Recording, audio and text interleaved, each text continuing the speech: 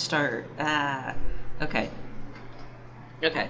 Yeah. So, welcome back. Recap. Last time, you all, y'all, got here for the start of the Rose Sun Festival, and you got to enjoy approximately one event, and by that I mean breakfast, before your good friend Atja, who invited you, was pulled away by a random Seafin captain, Dia, and y'all got to eat breakfast. You got your full breakfast. But yeah, he was pulled away by Dia, and y'all followed after them and witnessed her kidnap him. And then Modric Dia tasked you with finding him, and when you all were like, hey, we saw your son was kidnapped, she basically went, nah, go find him. And in y'all's investigation so far, you looked through Atja's room, found some evidence suggesting he's getting up to some fuck shit, and more specifically, that aside from that, that Elder Linda, one of the councilmen for this clan, is getting up to some more fuck shit, and potentially putting your boy in harm's way. And as you were leaving, you're going towards the keep, and you happen to run. I think I remember. Yeah. Then you are going to the Almaria to investigate Linda's office, and then you happened to find Captain Dia and apprehend her. Realized very quickly that she's kind of a loser and was just kind of blackmailed into this. She immediately folded and told you everything. So y'all brought her to Modric Dia, while Tamid snuck off to go investigate Linda's office. And as Tamid, y'all in chat. And as Modric Dia was speaking to, or was dream fasting with Dia to see 100% her side of the story and what the fuck happened, Isha decided to join the dream fast to also see what Dia was showing, but then also to see a bit more of what Modric Dia is thinking, because y'all have your suspicions of her as well. She immediately noticed and ended the dream fast and got very mad. And then, but meanwhile, over with Tamid, you found more evidence suggesting some fuck shit on Linda's part. He has done terrible things to those dogs. Yeah, I will say, if Isha had not been able to successfully peer into Kadia's mind, it would have just gone as normal. She ended it immediately because she felt someone poking into her brain. But yeah, Tamid, you found Lindo has done some terrible, terrible things to his dogs. And you also learned one of the things that has been kept secret from y'all is that Atja killed his sister. And based on the way he explained it, it seems like self-defense, but y'all still don't know the full story of what happened there. You just know that happened, and he apparently has been ordered not to talk about it, and everyone has just been keeping it secret. For reasons that y'all don't know yet. But that's just what Tamid's found out. She has not yet reported to the rest of y'all. And now we are picking up in the Madra's cabin. Everyone except Tamid is here right now. I'm sorry, Cal just slowly dabbed. But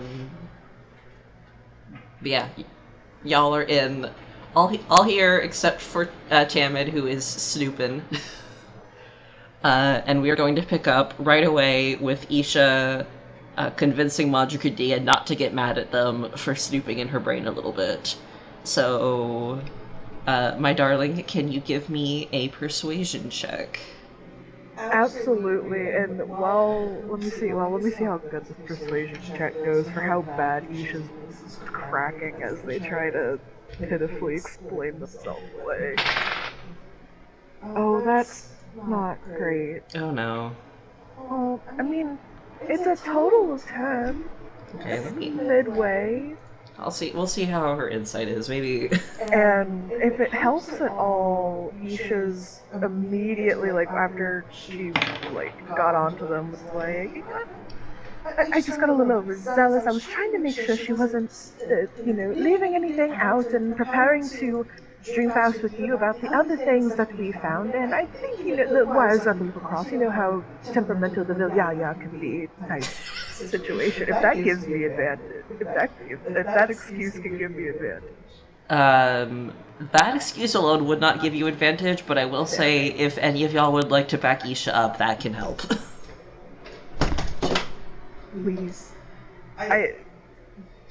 When y'all would like to back them up, I would count that as the help action to give them advantage. Everyone's standing behind me at the desk, fucking please.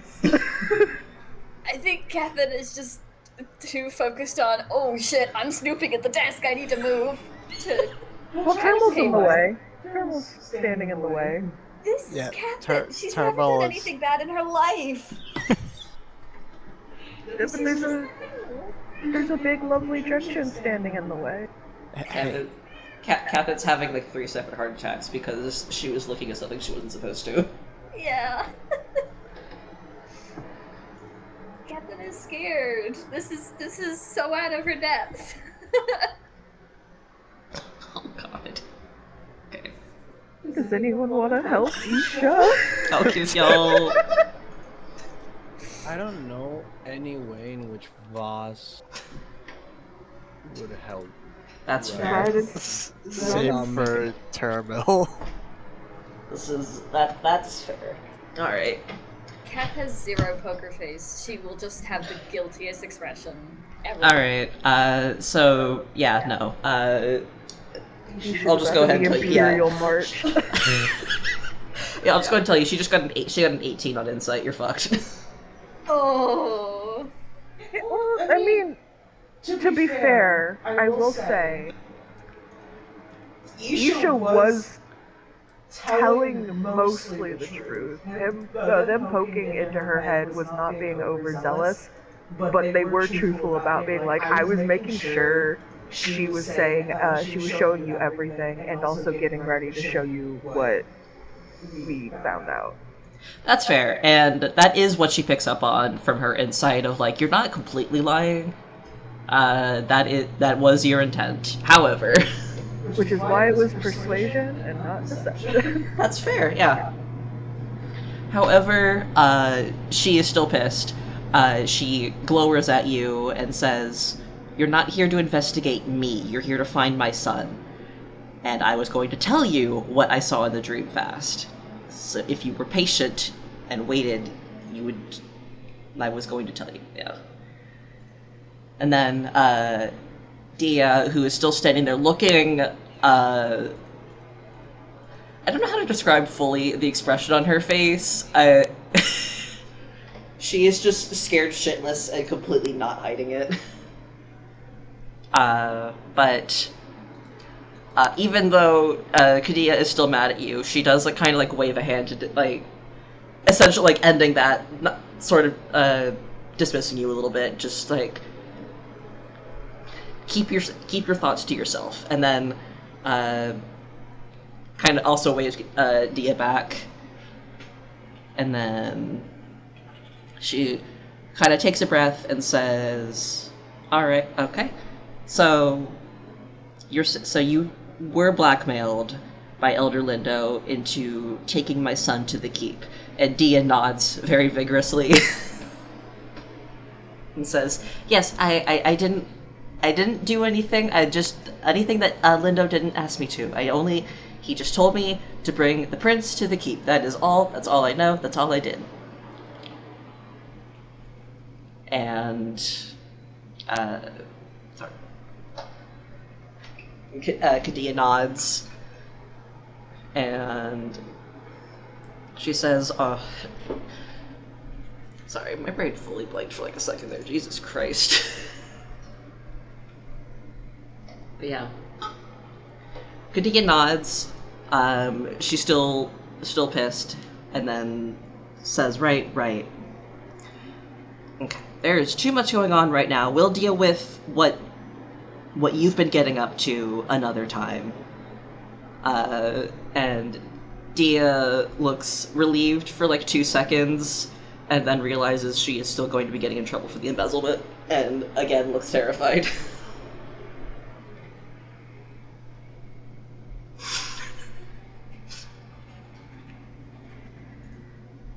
Yeah, Dia, I made Dia kind of a loser, that's fine. But yeah. And then... sorry. Wow, I did not think I was getting early brain this bad. Anyway. Yeah. And then she says, yep, so Lindo blackmailed you, you brought my son to the keep. Seems there was a bit of a scuffle, but you did your part. And it seems you don't know anything else. And Dia nods again and says, yes, I don't know anything else, that's it, that is all. And Kidia just kind of squints at her. And then she says, right. Alright, I'll deal with you later. And then, for now, I'm... sorry. I'll just... yeah. I'll deal with you later, she says, and then at that point, someone knocks on the door, and a different Sifa captain kind of pokes their head in, and just says, Madre Kadia, Elder Pembrar and Elder Septon are here for your meeting. And then she nods and says, let them in, and in the meantime, by the way, and she kind of gestures with a hand to Dia, take this one down to the brig. We'll deal with her after the event. I don't have time to worry about the shit she's been getting up to. And the other captain nods and says, yes, ma'am, and walks in and, like, kind of takes Dia by the elbow, and, like, leads her out. She walks out fully dog tail between her legs. Oh no, as they're walking out, she is gonna just be like, do be careful, she did try to jump off the bridge when we were bringing her in. She's a bit of a runner.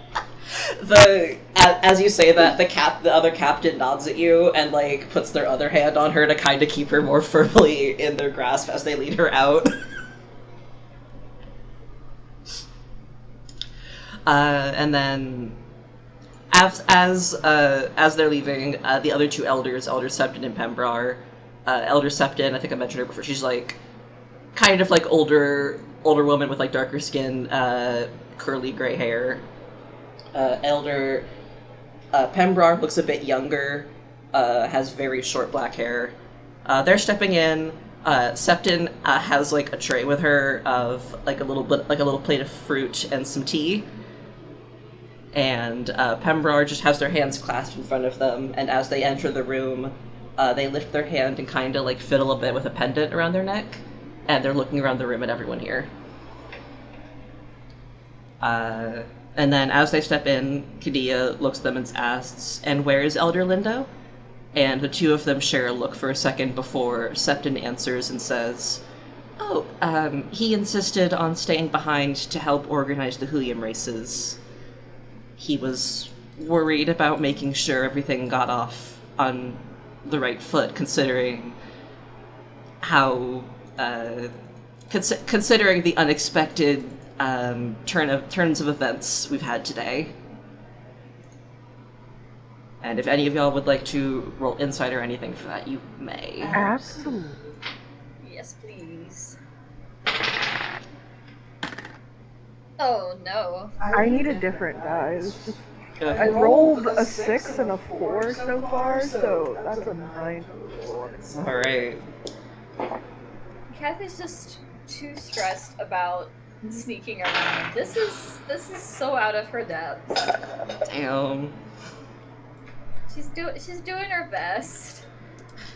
Trying her goddamn best. Mm-hmm.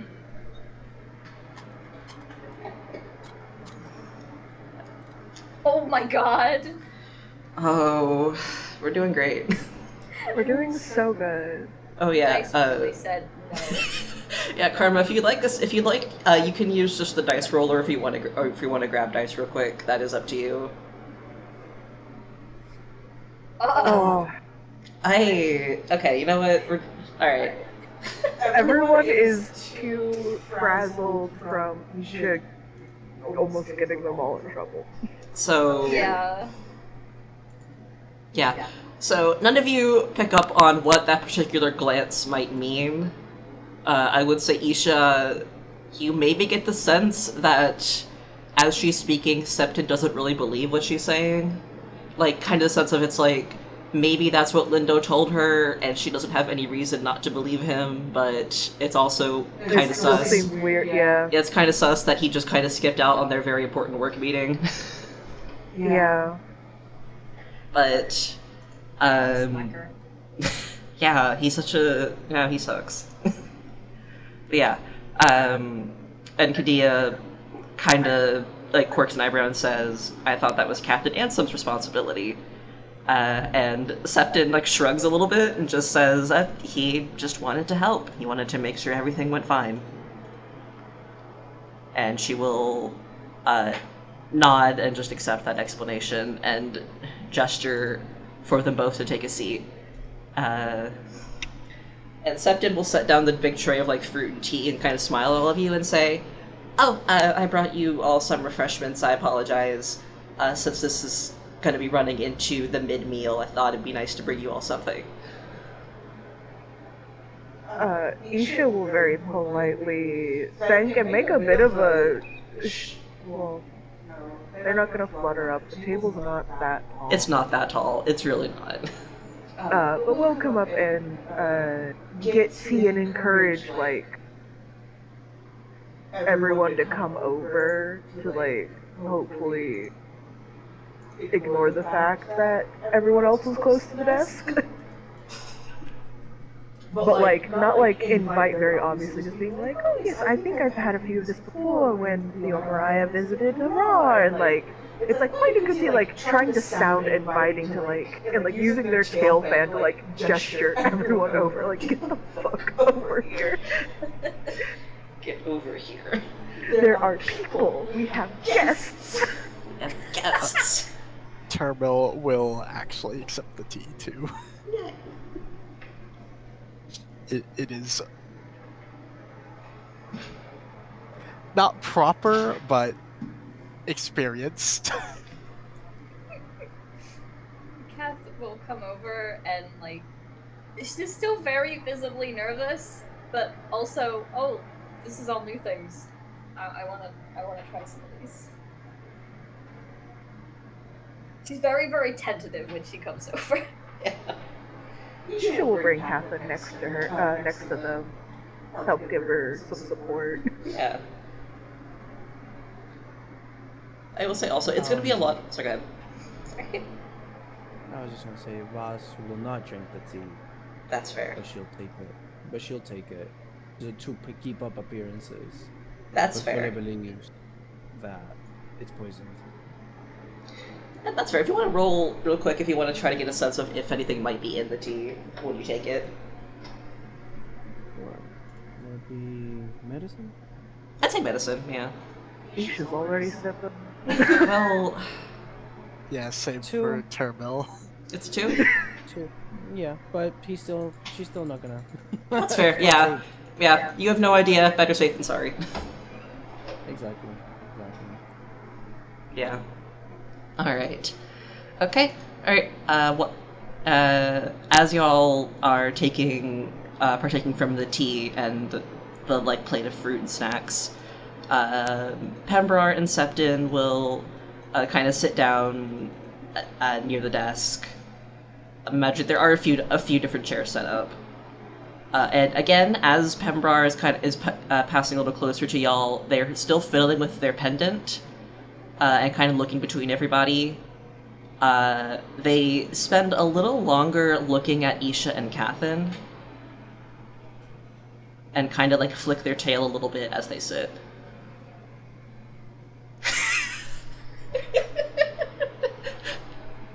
Just seeing the reaction. Quick question, just to understand this a little bit more. Yeah. Are we expected to be in this meeting, or are we being dismissed? Kadia has not dismissed you, no. So we're just awkwardly hovering around a side table while they're about to do an actual Business meeting. For the moment, business, like full infrastructure government sanctioned meeting. yeah, you weren't expected, but you're not being told to leave. Yeah. Hey, honey, Yeah. Okay. can I do an Arcana check on her necklace to see if it's a seeeee charm? Sure, go for it. I don't like how she's fiddling with it. She's looking around.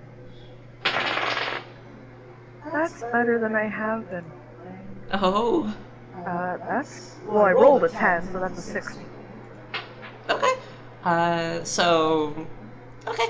Looking at it, you can't tell exactly what it might be.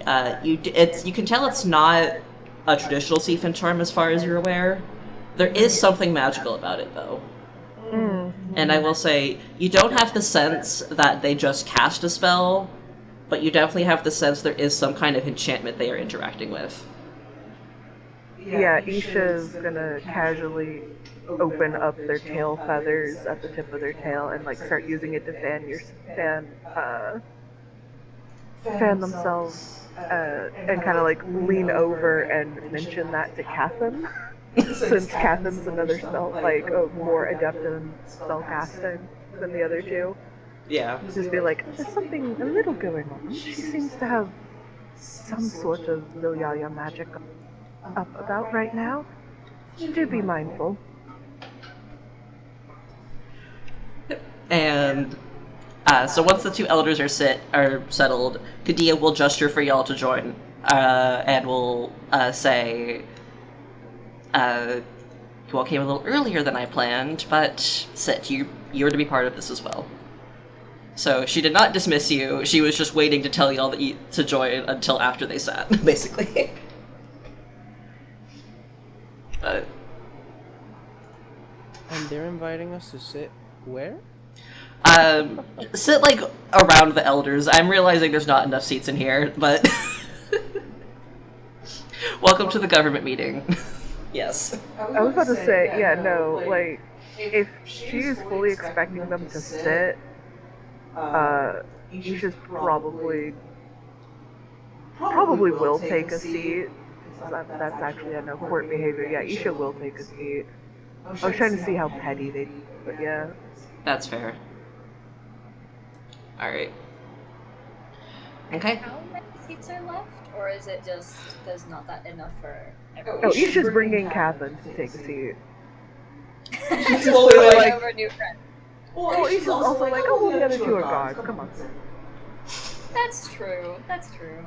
Yeah, I'd say there's just enough that you two would be able to take a seat, and then either Voss or Termal could also take a seat if they so chose. Termal would be standing guard-like. It is not used to sitting down in these types of meetings. That's fair. Boss will also stand. Just so that, did we hear what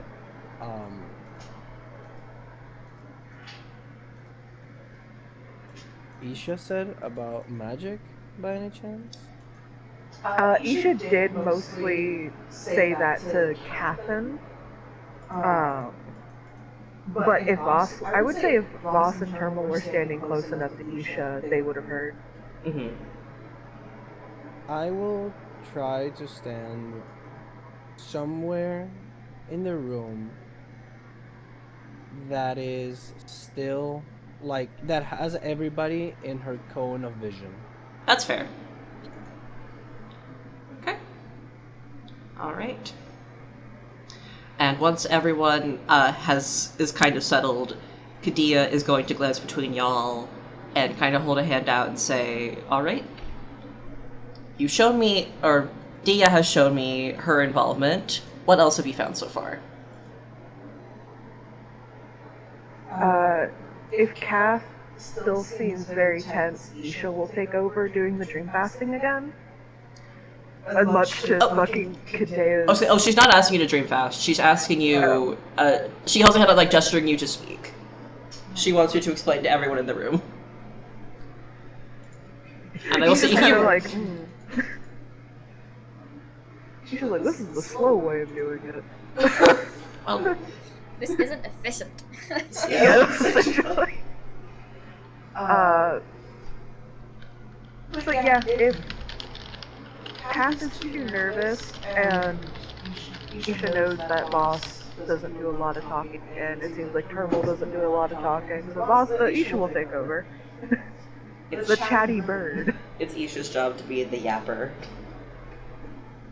I will say, as Isha's explaining, they will talk slower than normal to what Voss knows, and that's because they're like looking over to see if Catherine wants to interject every now and then. Mm-hmm. But they're kind of going over what they found out in Ash's room, but they're not mentioning the invisibility cloak. They're not mentioning the ring of necrotic resistance. And they're not going into too much detail. They're just going to, be like, oh, the room seemed a bit of a mess. Lots of scrawling, seems to be interest in the Yaya stuff. Not too surprising for a young prince. But we did find what seems to be a little bit more proof and evidence that it seems like during his time of grief, Lindo has kind of snuck in and started perhaps persuading Acha to do some things. So right now, Lindo is our main culprit for why Acha's gone missing. But as you know, Madra Kadea, for the sake of the other elders present, Captain Elder Lindo has blackmailed Captain Dia into taking Acha to the Mariner's Keep. So he could potentially be there, but and then we'll kind of look back at him first, and then back at Madra Kadea. Even if we have your permission to investigate, dear Madra, we don't exactly have easy permissions to just walk about the Lord's Keep, but we could potentially send our dear friend Termo here to go take a look around. And as we've been told, she's fairly acquainted with the prince, so she'd know his movements best. Certainly went for it. Yeah. Isha ain't about to put that relationship on blast. Wow. Isha knows how delicate court affairs are. Isha's not about to put that on blast. Yeah. So as you're... this would be a very interesting time for that reveal. God. As you're talking, Kadea is also looking between y'all in the group, and it seems like now is the moment she realizes Tamid's not with you. So as you finish speaking, she nods, and then she'll ask, and where is the other one? Where is the Dowson that was with you?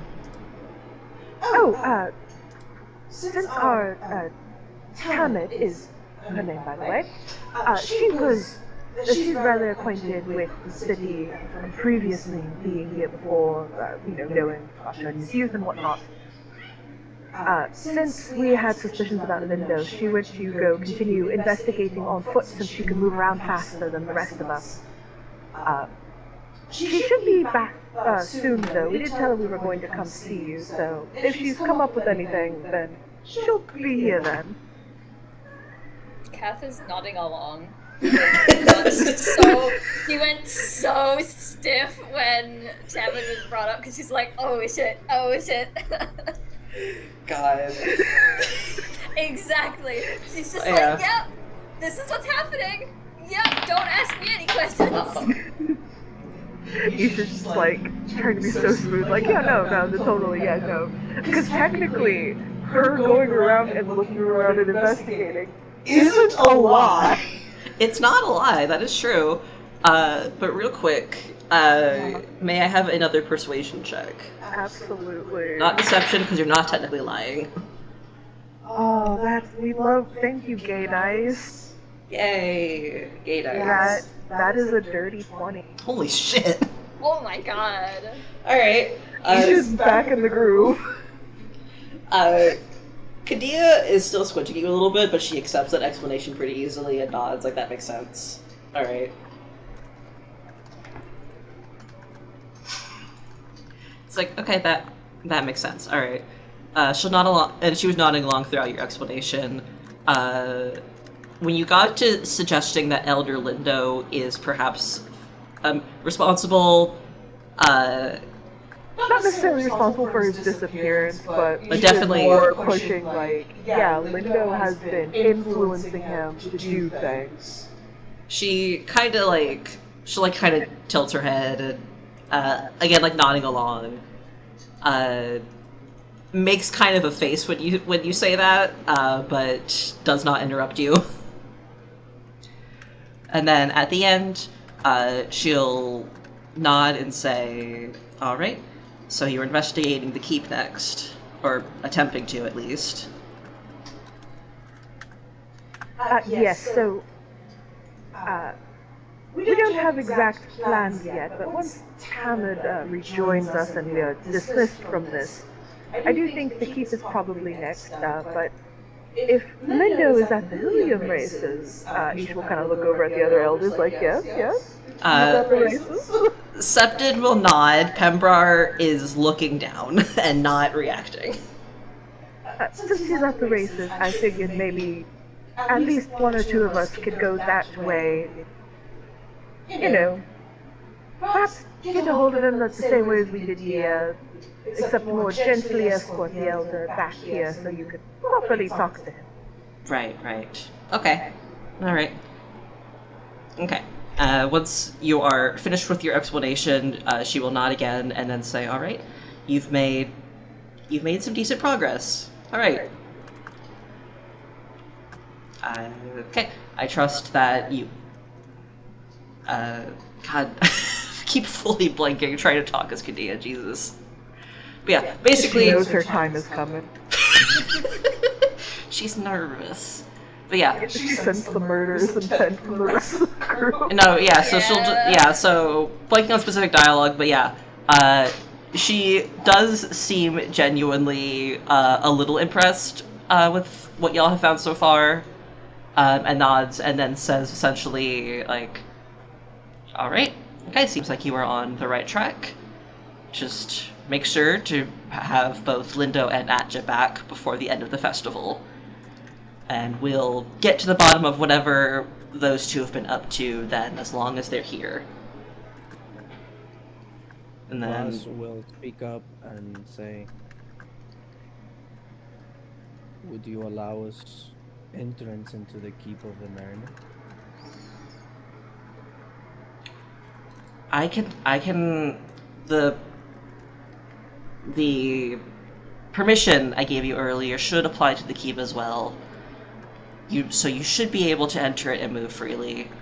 The Mariner, of course, has authority to expel you if she so chooses, but with my authorization, you are able to enter the keep. Oh, Isha does the biggest brow raise at that, like the highest brow arch, but doesn't say anything. It's the biggest, like, you have some balls to say that eyebrow raise. Towards Kadea, which specifically mentioning that her permissions would gain them entry. Yeah. You can have entry. The Mariner may choose to throw you out, but you can have entry. Oh, Isha just, for once, Voss can see the struggle of Isha keeping their mouth shut.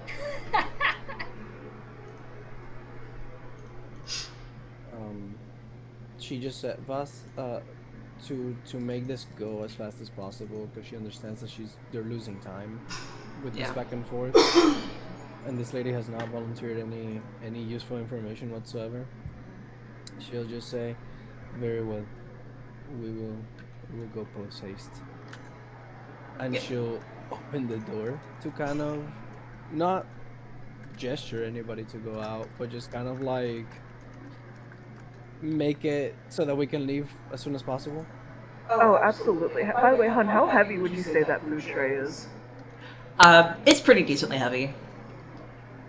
Damn, okay, I'm just gonna cast Mage Hand and grab one of the bowls of food off of it as we walk out then. Yeah, I will say, as y'all are preparing to leave, Elder Septon will speak up. She kind of clears her throat and says, "My dear Madra, I am just curious. Of course, the prince's disappearance is greatly concerning. I agree that we need to have him back as soon as possible, but I'm just a little confused about why you specifically keep saying we need to have him back by the end of the festival. Like, I agree, yes, find him as soon as possible, but is there something else you're worried about?" She seems genuinely confused and a little...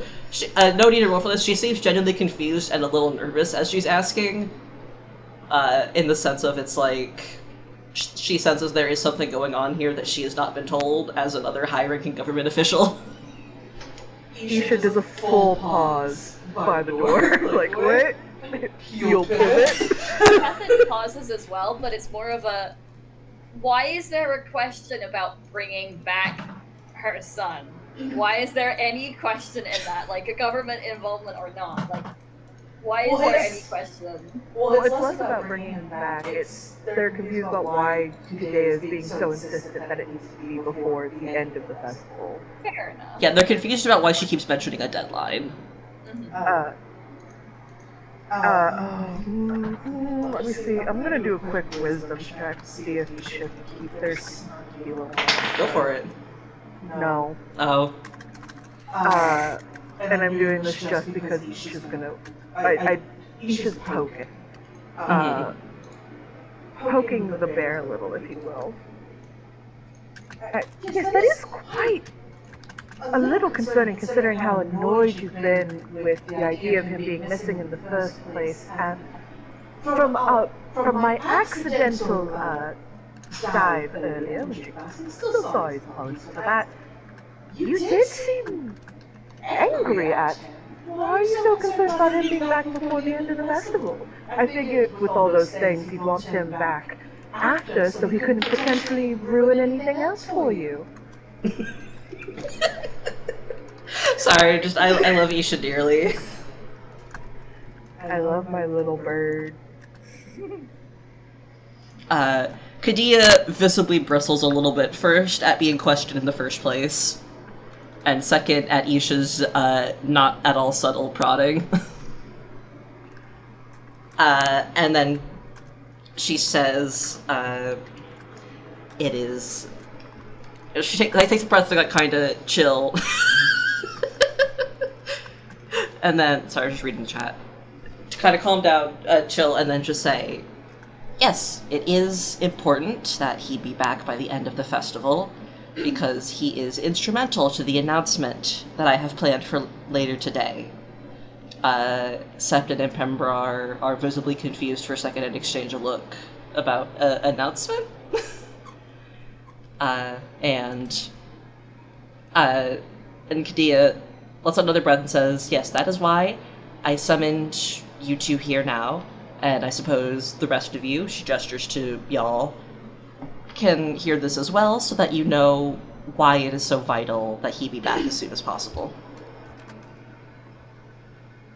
So she clasps her hands together and says, over the past few trine, the Almadra and I have been in the process of discussing a new peace treaty between the Vapra clan and the Sifa clan. And we are finally in the process of finalizing the provisions, and Atja was supposed to be with me today to announce it to the rest of the clan, because she... if y'all want to roll insight on this little moment real quick, but she kind of visibly pauses for a sec as she starts to explain why. Yep. As I think they will take it a little better if he tells them himself. And Insight, yeah. yeah, put your insight in the chat. Okay. Well, yeah. Everyone except Turbo picks up on this pretty easily. That was a pause of, like, frustration, of, like, frustratedly admitting that the people might not believe her at first when she was explaining this, because Atjo works more closely with them, that kind of thing. So, like, him being part of this announcement would give it more credibility. Oh no, my only heir is so good with the people that they like him more than Termal, you don't pick up on that, but you do get the sense that was, like, kind of a frustrated pause. Cal, I love you so fucking much. Yeah, that's... I have so much beef with this lady. I love you so dearly. But yeah, and then, after a pause, Septon will ask, and what is this treaty? And I'll also go ahead and just extend, the insight from y'all to that of, looking at their faces, it's not hard to tell, they didn't know about this. Neither of the other council members knew about this. She's just making mental notes like, okay, yeah, no, this is another strike for getting her decommissioned as Hydra. God. Yeah, and then Roger Kadia smiles a little bit and says, well, under the new treaty, the Vapra clan and the Sifa clan will be one. I expect within the Trine, the Sifa clan will be incorporated into the Vapra, and Serenah will become a Vaprid city rather than our capital. Isha has a very strained smile. The- Their feathers have puffed. The two councilmen are very visibly just stunned. And Septon keeps trying to say something, but, like, stammering, like, no need to roll, she does not know how to respond to that. So after a moment, Pembrar will speak up and kind of clear their throat and say, my Madra, what will become of you and your son and the rest of the Sifa leadership in the event of the clans joining? They kind of furrow their brow as they talk. And she nods and says, well, I will be taking over as overseer of Serenah, and Atja will be relieved of his position. And as for you two and Elder Lindo, you will become part of the All-Madra's court.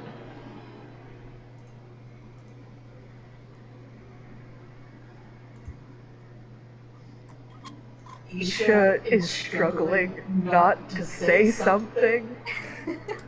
Isha looks, I would say, legitimately looks very upset about this. And is through gritted, very obviously gritted teeth. Because that gap makes a whistle as they breathe. Kind of like grabs Kevin's arm. They have a minus strength, so it doesn't hurt. It is a tight hold. I raise to you, Catherine also has minus strength, although her con's pretty good, so she's probably... Yeah, it's like, she's fine, it's just like, this is a tight hold, but it's not bruised. Whipping. She's just like, okay, let us go then and find him as quickly as possible. And like, walking out. Like, he's just like, I need to leave this room. I need to get out. Yeah, Catherine is easy enough to drag. She's just in a state of, like, complete shock. This is the most foreign concept to her. Isha's face is actually kind of red with anger. they're very mad. Yeah. So are all of you going to be leaving the room at this time, just ushering out as quickly as possible? Yeah, because one, Voss has already been like trying to get them out, because it's like, we do need to like get going. We got And Isha's also agreement of like, yeah, we need to get going. They're also like, we need to get fucking damage. We need to get damage. But she's also like, if I stay in a minute, if I stay like even 10 seconds any longer in that room, I'm gonna cause an international incident. Fucking do it. Yeah. Okay. Alright, so as you are all finally out of the room, Pembrar is actually going to, you hear them politely excuse themselves and come to join y'all, as Septon stays behind and is seemingly trying to talk to Kadia about this, or at least get a sense of why she and the other councilmen were not informed. And all you hear as, like, the doors closing is just, like, the starts of an argument, and Kadia going off on Septon for not just accepting the decision and undermining her. Oh boy. Yeah, so, and as the door, Pembrar closes the door behind y'all, and just, they don't say anything at first, but they are, like, visibly taking a second to calm down. It seems, no need to roll, at a glance, kind of similar to Isha, perhaps. They had to leave, or they knew they were going to say something they should not. Yeah, Isha's wings are fluttering very quickly to the point where it is just angry cicada noises. God. Yeah. And before y'all can leave, Pembrar will turn to y'all and say, I apologize on the Madra's behalf for that. They don't know how to say this either, clearly. Yeah. Oh, there's no need to apologize for bad leadership. You didn't have any parts in it. Because bad leadership. She's not holding back out of their Just like, right. Catherine is like whale-eyeing everything that's going on right now. Right. Okay. Well, I know you all need to get going, and you to reunite with your friend and continue finding the prince, but I had hoped to tell you something before, just really, oh god, they are so visibly flustered. I apologize, I am not normally this, not composed. Well, that's what happens when your Madra keeps things from the council, makes decisions for the whole clan without properly being advised. Oh, and she wonders why people prefer Asha. Pembrar makes a little bit of a face at that, but then just says, Alright, well, I'll need to stay here and find a way to resolve this, and perhaps see if we can find Lindo to speak with him and see if he was aware of any of this. But they kind of glance at y'all again. And again, they look specifically at Isha and Cathan, and then say, and I know I apologize for keeping you, but there's just something that I think would be pertinent to your investigation for you to be aware of. I did not want to say this in front of the Madra, and quite frankly, I'm glad I did not want to now, because I do not think I could hold my tongue. But that's not... okay. Normally I am one for flowery conversations, but do please hurry, we do need to find Asha. Right. Lindo. Pembroke just looks around real quick, and then after a moment, they will turn to you all and say, look, I'm a little more aware of Lindo and his activities than my fellow councilman, Septon. Not to any fault of her own, just Lindo and I have known each other much longer. But I feel it worth mentioning to you all that Lindo has had his doubts about Madra Kadia for quite some time. And he has been, and they lower their voice a little bit, he has been planning a coup against her for quite some time now. I'm sure you were close to finding that out yourself, but I felt it worth mentioning, all things considered.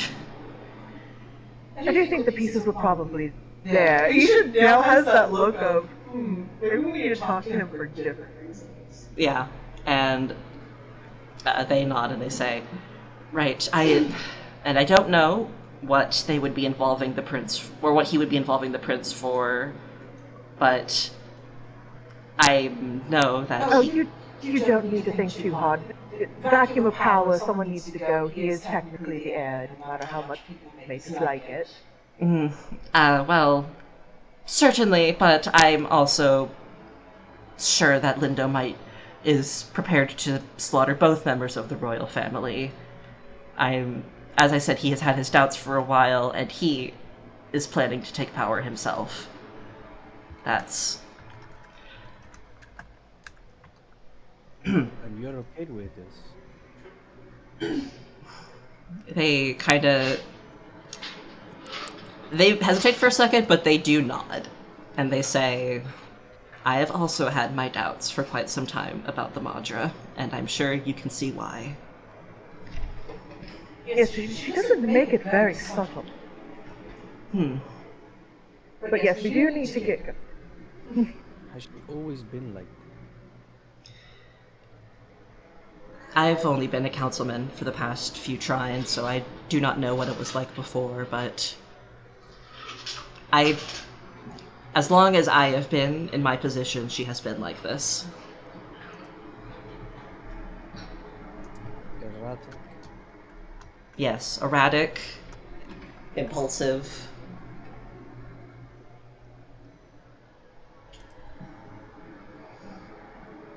Right, yes. Since you know Lindo more,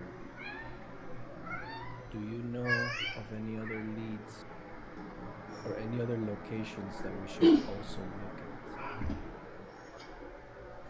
I think the keep is perhaps the wisest next option. I know that he has spoken with the Mariner on quite a frequent basis.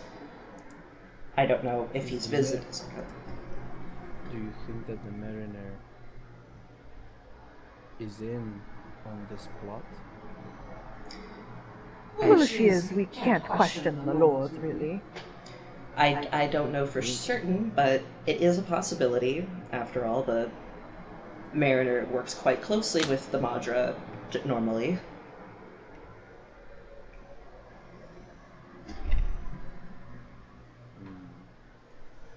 But if the Mariner wanted to go on, she could just have her go.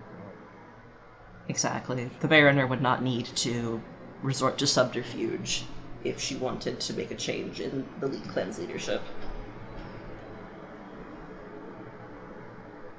I'm hating my entire being for about to say this because I hate saying nice things about the Skeks.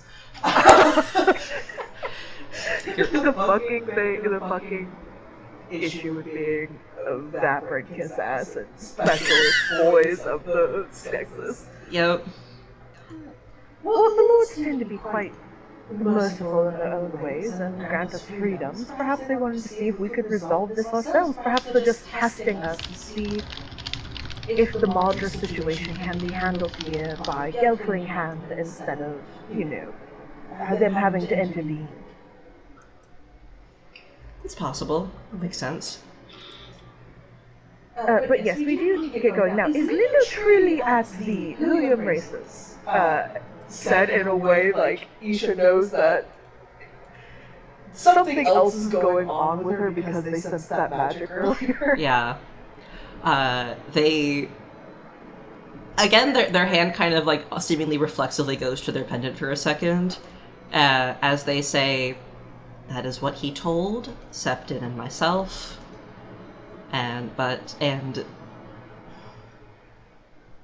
but no, I don't know for sure where he is. That is what he told us, but...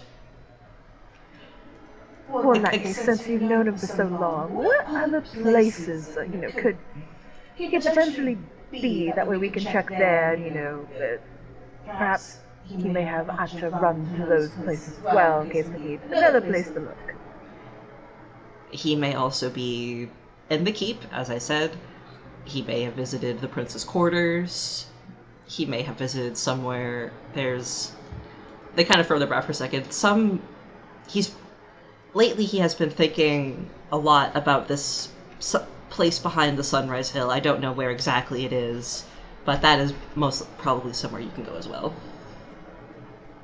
Alright, well, thank you very much. Would you like us to walk you off to Elmira, or are you staying around here?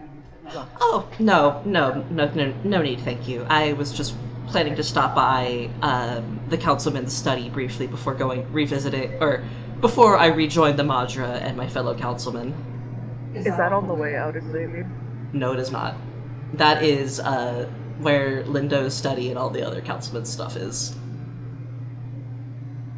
Okay. It is deeper in the ship. Okay, well, hopefully, like, this conversation and then the entire delay in the office of Madra would be enough for at least Hammond to get, like, slip out of the office, because I don't know what else she's behind him. But we'll find out. We'll find out. Isha knows that they can't reasonably keep her here any longer. They've yapped and asked enough questions, and it's like, oh, we can't publicly discuss it too. Yeah. Oh, actually, one more thing before you go. To let Lindo know that we more might be at least on the side of friends in the other regard. Is there anything that we should be able to, like, say to him, tell him, without giving away, suspicion to the public? Something to let him know that we may be approaching with... I don't have a Gelfling term for this, but an olive branch! We don't have a Gelfling term for a fucking olive tree. Oh god, yeah, fuck. As you ask that, Pembroke kind of thinks for a second, tapping their fingers against their little pendant, and say, unfortunately, no. Lindo has not specifically discussed the coup with me, but his thoughts about it are very, very loud. And he has not been subtle. Oh, so that's what you fancied at the time. You're not very subtle about what you do. They just smile when you say that. They just smile back at you. And they just say, I like... It's okay. No. You finish your thought.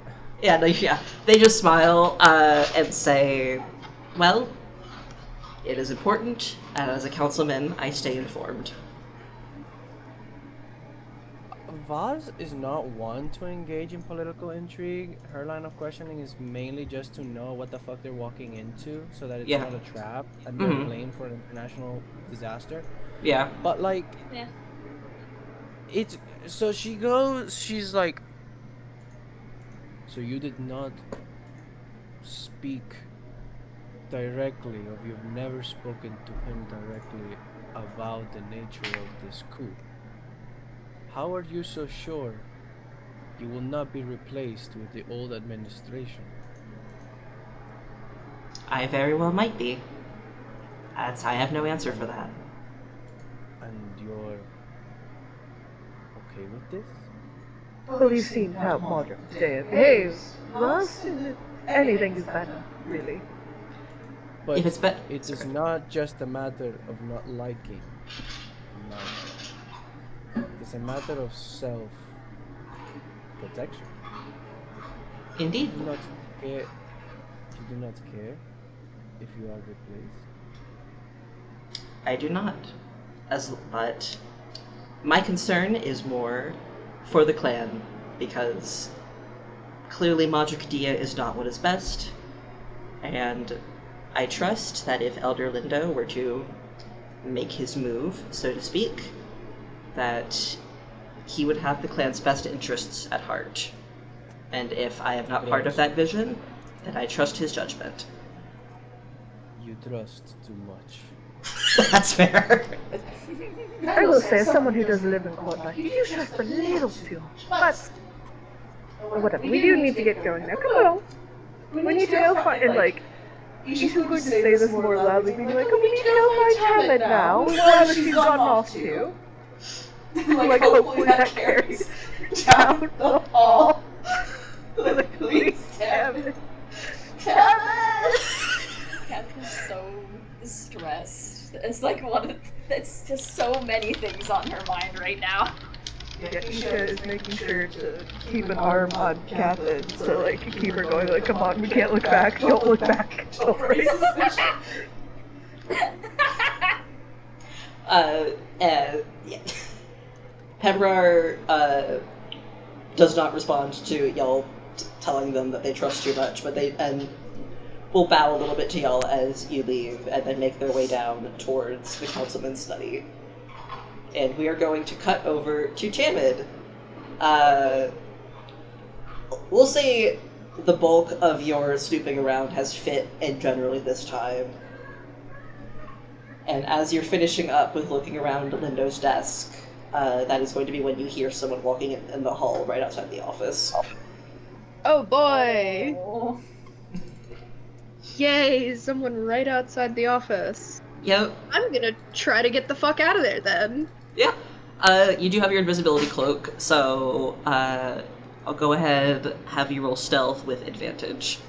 Yay! Come here, timid dice. 15 or 16. Oh, I rolled very well for that. Nice! Alright. That's a 21. Jesus, alright. Yep, alright, yeah, so as you hear someone in the hall outside, you are kind of start making your way towards the door as quietly as possible. And as you're right about there, the door is going to open, and in steps, you're not super familiar with them, but it is Elder Pepperar. Younger Okay. gelfling with, like, very short black hair. Yeah.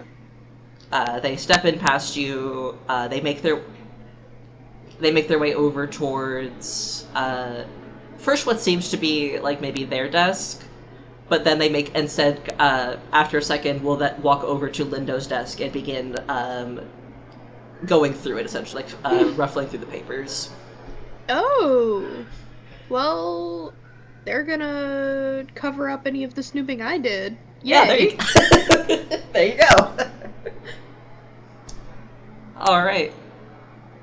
Okay, so you want to just, step out now that they've, just step out past them, basically?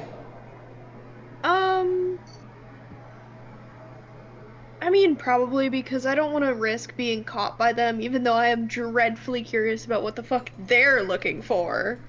Fair enough. Alright, as you're stepping out, can you give me a perception roll? Yes, of course. Damn, that's a 7. Alright, it's alright. This wasn't super hard to catch, but as you're stepping out, you kind of, like, glance over your shoulder for just 1 second, and you see that Premvar has looked up and looked directly at you as you're leaving. Oh! Hey, so what? And they kind of smile at you as you leave. Detect Okay. thoughts. But they don't stop you or anything. You are just free to go.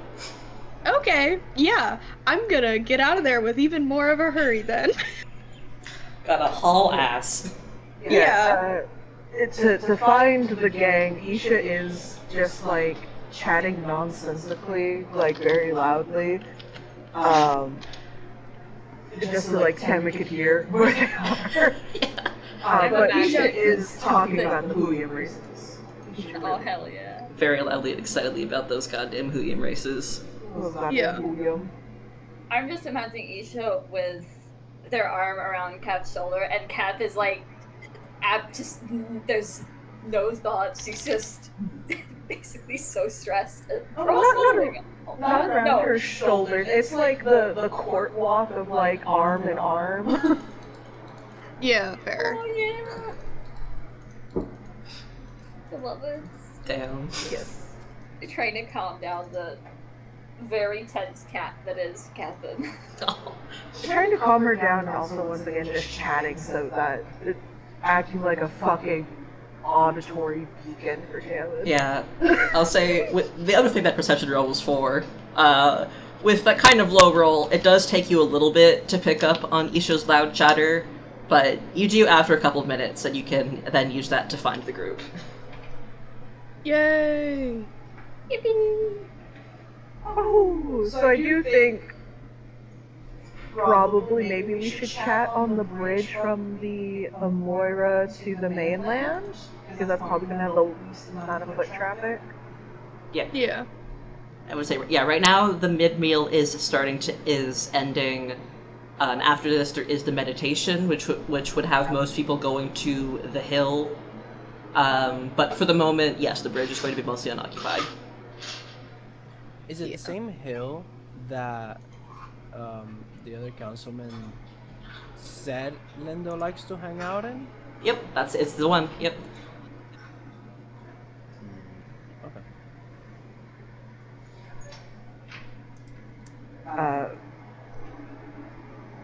But yeah, once we're off of Omira, if Tammin hasn't made her presence known, Isha will noticeably slow their walking, being like, "Okay, Tammin, who the Okay, fuck are Tammin, you? hey bestie." Bestie.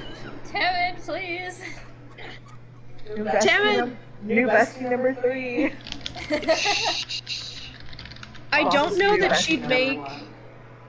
I don't know that she'd make her presence known to everybody, but she would make her presence known to Kath somehow. Like, tap her gently on the shoulder or something in some way that only Tamid would do. Some gay shit like that. Aww. Using the rotten finger tap. Oh Yeah. I think she would kind of like stiffen momentarily, and then it kind of registers in her head. It's like, oh, okay, it's fine. It's fine. It's totally fine. These Aw. halflings are so gay. Gay They're people. so All All gay. of them. All of them. They're just so. I love them. They're so gay. They're so gay. When she calms down a second, she will kind of reach out to see if she can grab Tamid. If she can find her at all. Oh my god. Jesus. But it's not a goalie.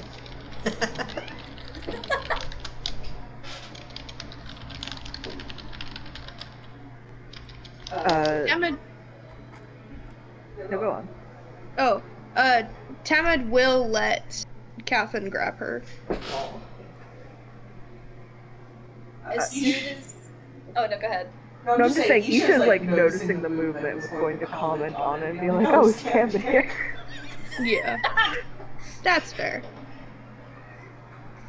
She's just like, I smell some gay shit here. I smell the gay shit.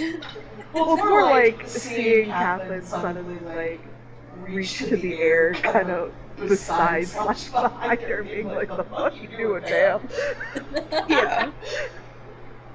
I think it's funnier to believe their gaydar was going off. That is very much There's- what it seems like. That is Yeah. such a funny concept. Just Isha's just like, I sense there's lesbians nearby. The other lesbians here. Good.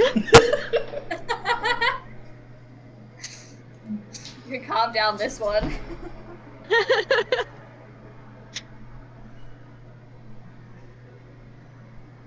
But yes, Catherine, go on. Oh, we're laughing so hard about the gay shit, I completely forgot what I was gonna say. As soon as Kef knows that Tamid is there, she is gonna pull away from Aisha and try and figure out exactly where Tamid is. Just go, can you just please take the cloak off? Please. Like, she is so stressed. She just needs assurance that this is Tamid.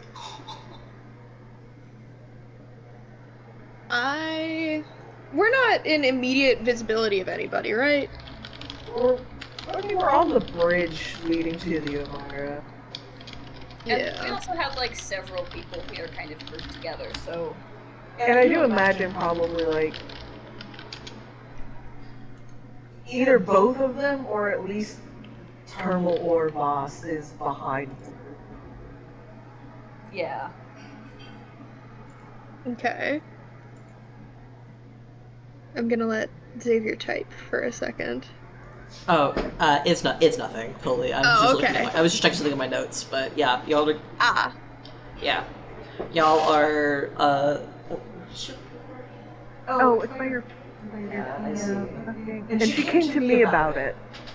Tonks is playing fetch with her mousy toys right now. Aww. Tom's But yeah. beloved. But yeah, Yep, y'all are alone right now and can speak freely. Speak as you choose to go over what you have learned so far. Okay. Temad will go ahead and take the cloak off then. Kath does like visibly relax, but she's still very tense. What happened? What took you so long? I thought you were gonna meet us right outside, and we're all the way on the bridge. And oh, she just keeps going. Oh.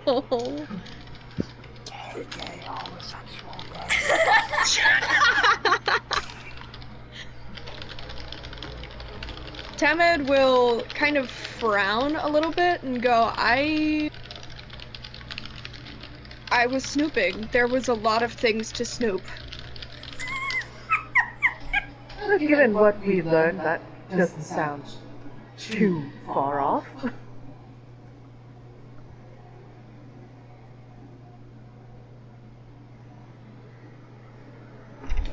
Kath takes a very long breath. Why don't you start with what you found before we say what we found? Temad will kind of look very thoughtful, and again, she's frowning. She's not happy about the things that she found out. I found a lot of letters with Lindo and Atja. Atja killed Soroya.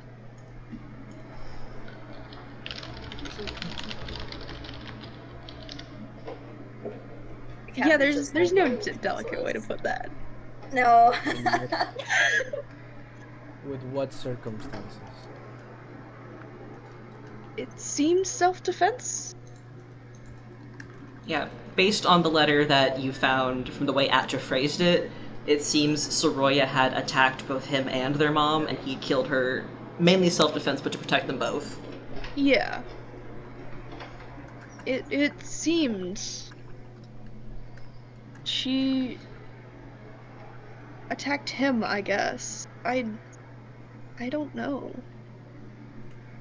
That does not seem plausible. What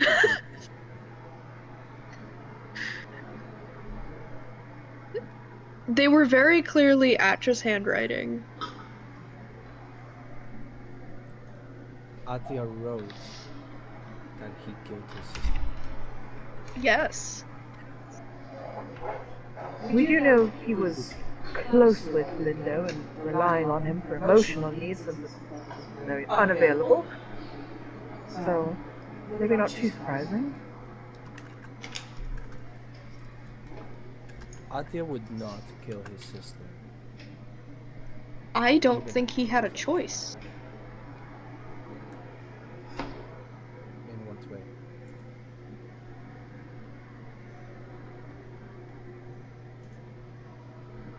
Well, if it was self-defense like Tom had said, if she was the aggressor, I don't know Asha as well as you all do, but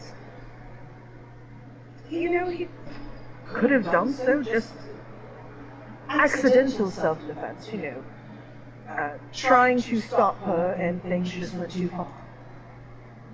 Atia would sooner die than kill his sister. Well, perhaps that's why maybe he's now messing with the darkening. Penance of some sort.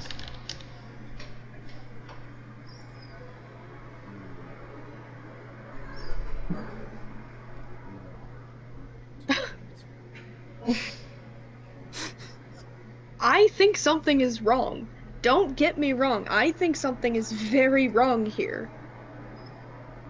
I don't think that he had a choice in this matter.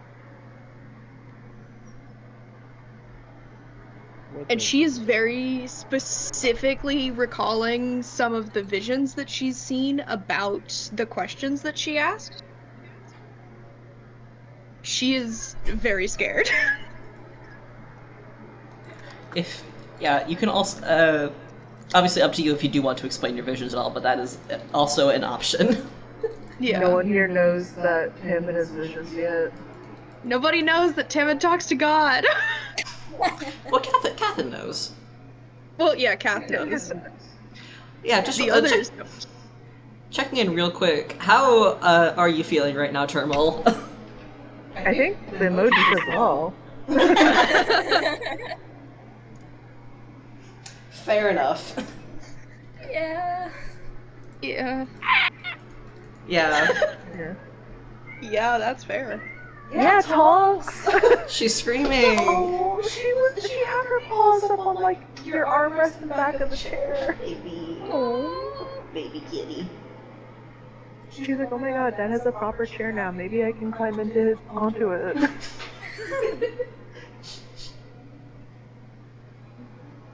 Yeah. Did you find out anything else? We also learned quite infuriating amount of what.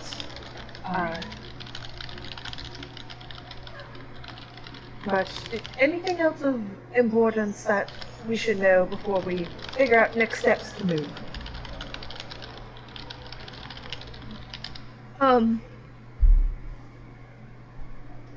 Lindo, I don't trust Lindo.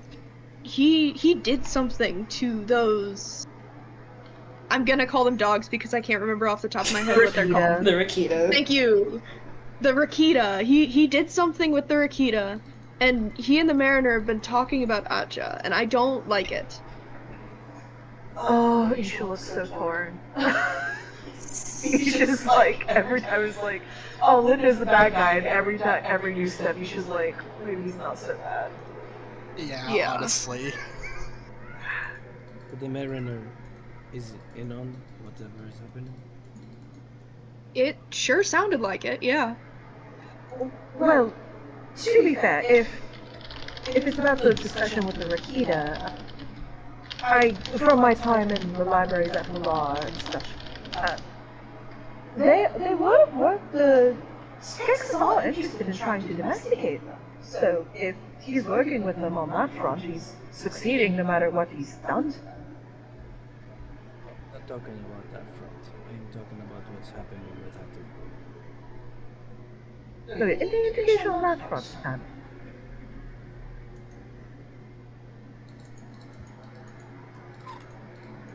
I do not trust the Mariner's intent with him.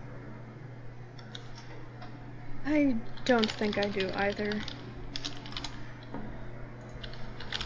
Isha expects that response from Tamid because Tamid's a Dowson and the Dowson don't see Skexus as God. Isha gives an odd look to Turbo. Now, is this just because you have feelings about him? You work with the man. You're privileged to work with the Lord. Why? Once again, as I mentioned in Kadea's office, you know, the Lords may be just testing things out and letting things play out among the Gelflings and not interfere as much as they do. Maybe they like to watch over us. If Lindo was confident enough to take Atya and kidnap him and take him to the Mariner's keep, there's really not much else in terms of insinuation or confirmation that she is working with him for things more than just overlooking, as you suggest. She could also just be providing them a place to do whatever work they're doing under the eyes of Marty. Xavier, would I know how much of the history would I know about the Mariner's opinion about the agency that is Go ahead and roll history for that. Yeah. Because that was a big part of Isha's life. Yeah. That is an 18. So as far as you're aware, from what you've heard among the Vapor clan, the Mariner never publicly commented on the Age of Seafin's movement until it disbanded, at which point she came down very hard against it, and she personally arrested Fenth, their leader, as a traitor, and he hauled him away. Where he is now is unknown. Presumably he was imprisoned by the lords themselves. Okay. And from that, would I know that, like, how she feels about the Seafen clan in general, being a fellow, like, seafaring, a Skeksis, and this is, like, a seafaring clan? Oh, the Sifa clan is, like, hers. She is, like, the patron saint of the clan, and she considers them... For lack of a better way to put it, this isn't the word that Isha necessarily would have heard in reference to it, her pet project. Yeah. Well, given what we know about... yes, so Tamadia, Lindo's planning a coup. So since we know Lindo's planning a coup, if Lindo did know that... I mean, the Mariner is very partial. Very much like how most of the lords are very partial to the Vaprin. So, she may just feel like if she knows about the coup going on, she just may be on his side to help things along. I mean, I'm fairly certain she is on his side and agrees with what he's doing. I don't think she has good intentions with Abjad, though. I think Vaz, in the same exact intonation and manner that he said, that the way she said it to the council member, Vaz looks at Isha and says, "You trust too much." Well, there's a difference between trusting other gelflings and trusting the lords. The lords have always been there for us and provided for us. Isha, listen, I hate saying this. I genuinely hate saying this, but Isha specifically also, I mean, like, all gelflings are, to some extent, raised to be like, oh yeah, the Skeksis are kind of like gods. Yeah. Isha specifically also because the Vaprin are very favored by the Skeks, just because they've been so reliant on keeping the other check. But, like, being a noble race, Isha's just like, yeah, no. Isha's very, Skeksis god. And the other way to put it, Isha's been given no reason to actually doubt the Skeksis. Know that this is my experience working with her, that she does not have good intentions. Thank you, Thermal. And why would you say that? What reasons has she given you to have that opinion? Turbo is just going to narrow its eyes on Isha and not elaborate. Isha will fully hold out a hand. If you don't wish to say it, you show it.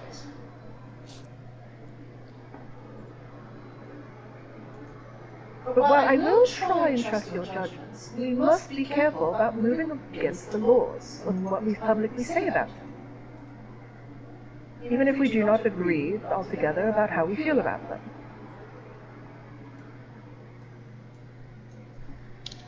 But if you're going to be so adamant about it, and want me to trust you about it, I need a reason.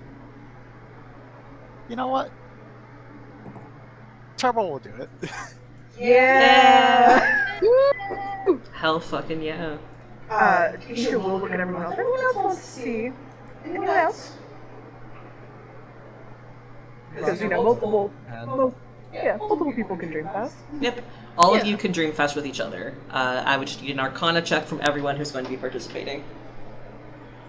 I think Tamid will look at Turmal out of, like, respect, as, like, questioning, do you want me to join in or not? Because she does just believe it. Tamid's a real one. Can Isha provide help for anyone attempting to dream fast? Because I know Arcana is not everyone's strong suit. I will say... I did get a dirty 20. I will say you can help at least one person. Let me read over my notes real quick for how dream fasting works, just to make sure. I was gonna say that because Cass will want to do it. Okay, yeah. She needs to know. She needs to understand. There's so much information being thrown out. Yeah, that's fair. Yeah, so only half of you need to make the check. Since there's an odd number, I'll say only 2 of you need to like fully make the check to connect the dream fast. Well, I'll help Kat then. I'll help. That's fair. Oh, Kat. That's yeah. She's so stressed. I cannot emphasize enough, like, how nothing Oh gosh. any of the experience that she's had has Alright. been. The Grot nobility is nothing like this. Oh. Try that roll again. I mean, we're good. We got it, but like, try to go still. Just for the prosperity. Which of us? I don't. Uh, I was helping Kat. yeah. Oh, okay, let me go again. Oh my god. Okay, that was better. Yay! Alright. So, y'all are able to connect the dream fast as you're all clasping hands, attuning to each other. Your concentration is purely on each other, and since Termal is trying to show y'all something, it's going to start with Termal's vision. And what Termal is specifically going to be showing you is... it's a... pulling up my notes real quick. Alright, so... the conversation that you overheard, Termal, is that what you would like to show everyone? Yes. Alright. So you were showing them a night, several months ago. You were on duty in the Mariner's Keep, and just doing your usual rounds, and you were passing by the Mariner's study, as you usually do, and you happened to overhear what seems to be a conversation she was having with someone. You're not sure exactly who, but out of just like, normally you would not want to pry into her business, but since you're not sure who it might be, you do stop for a second because someone's in the keep that you don't know about. You just want to make sure that's not a problem. And as you're listening in, you hear the Mariner very frustratedly ranting about the Age of Seethan's movement. You hear her saying it's her fault for trusting that a Gelfling could get anything done. She should not have left it up to Fenth. He is fucking useless.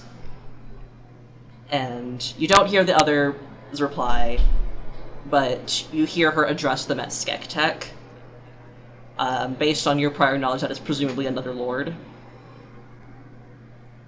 And you hear the Mariner saying, well, it was a worthy little experiment, if nothing else.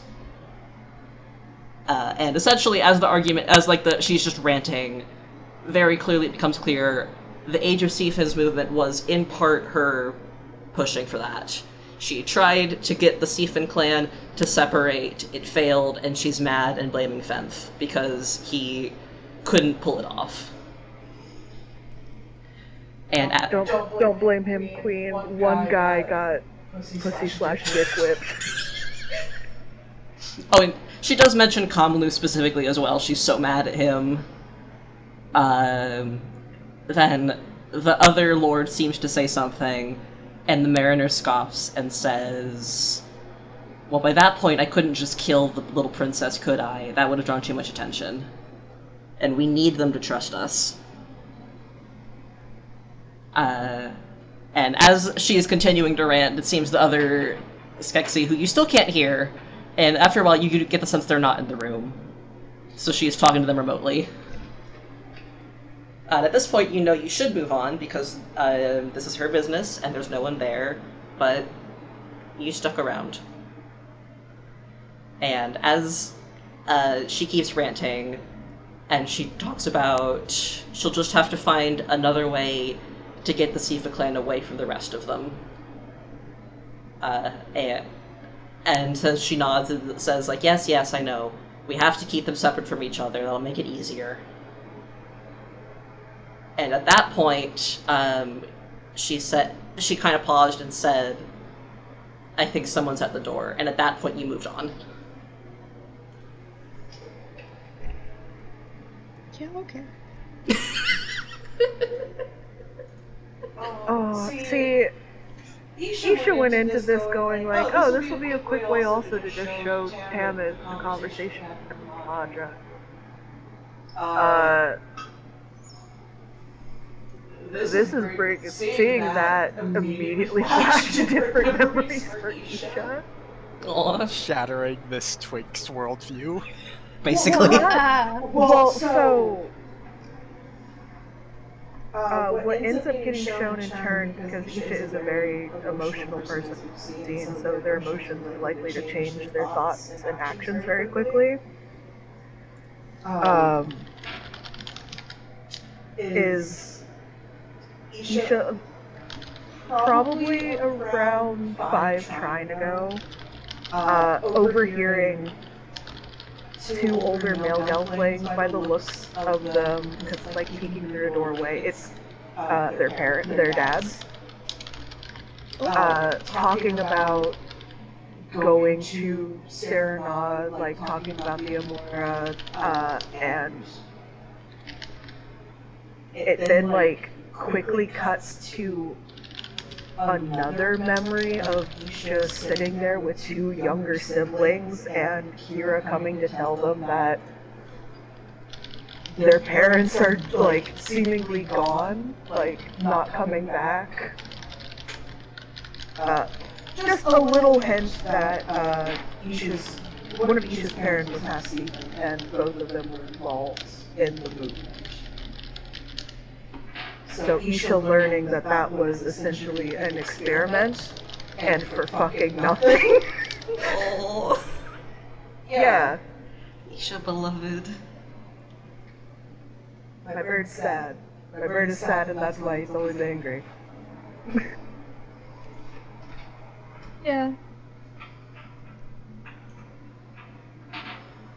But I think after Isha realizing that it isn't shown that much, they will like back out of the dream. I was like, okay, we're done. That's fair. Too much. Yeah, that's fair. Yeah, Too much show. I will say, also, real quick before Isha backs out, did you still want to show them something, Tamid, or are you fine with just backing out now? I think Tamid will, like, I guess bring up, like, this vision that she had of Serenade in flames, the Omera sinking beneath the waves, and she just kind of, like, lets the Dreamfast die after that. Mm-hmm.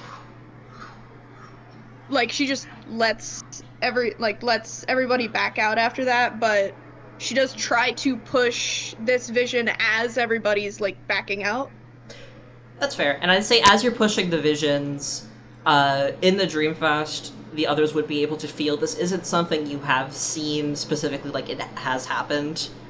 But it's a vision of something that you know somehow will happen if something comes to pass. It's a vision, basically, yeah. Yeah. I talked to God about it. Yeah, well, Isha would be questioning it, but Isha is honestly very shook right now in silence. Their wings are actually pucked against their back.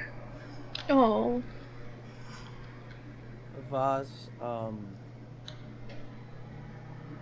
the best that she can do is she puts a hand on Isha's shoulder. Aw. I was going to say the same thing, but it Isha would has be two weird if they were shoulders. both. Yeah, Vaz and Fair enough. Vaz and Tamir accidentally touch hands on the back, Same Isha's back, and they just weirdly hold each other Aw. and Isha at the same time. That is kind And of not a word is ever spoken about that ever. Yes. Exactly. Years will pass. If they survive, years will pass. They will never Never ever mention speak it. back. And they just Yeah, silently never agree to mention it never again. talk about it. Yeah, they will never talk about that ever again. But it happened. And then looks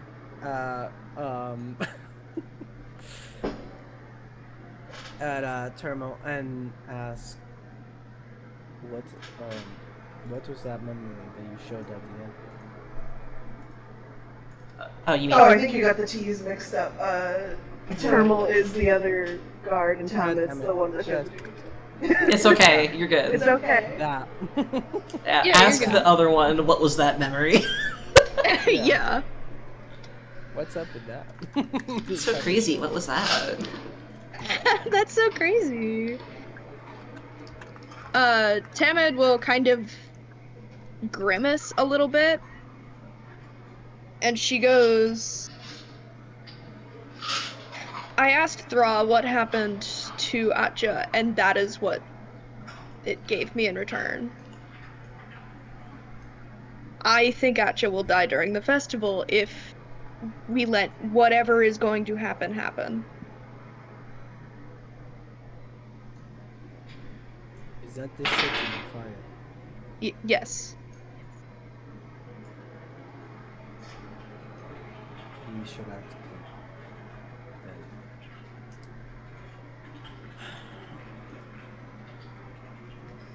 Thermal, will you go to the Mariner's Keep? Should we split or should we all go together?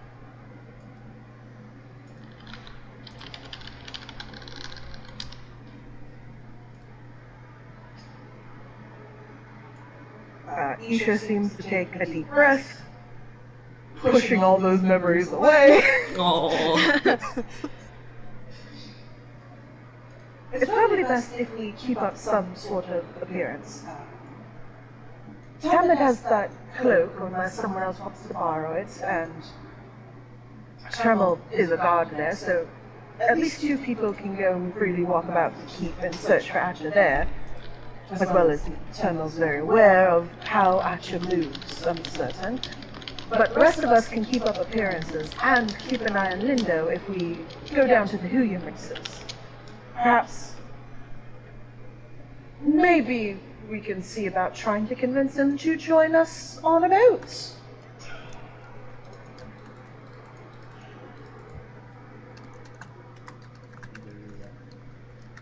Who will go with Thermal?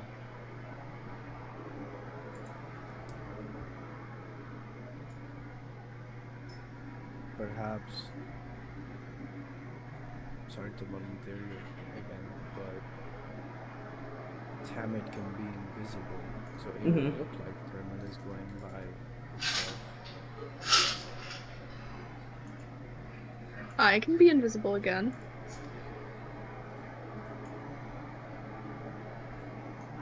You can just stay out of sight and offer backup if it need be. Yes, so do you try to stay close to Thermal?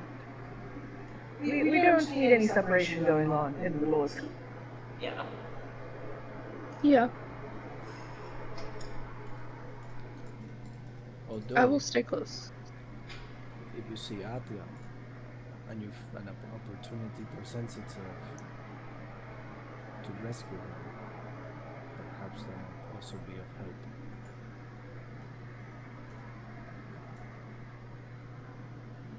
If time is of the essence, then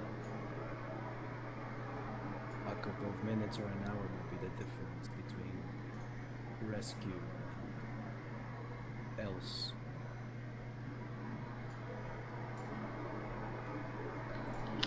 Catherine is quiet through this and then finally speaks out. What if he doesn't want to leave?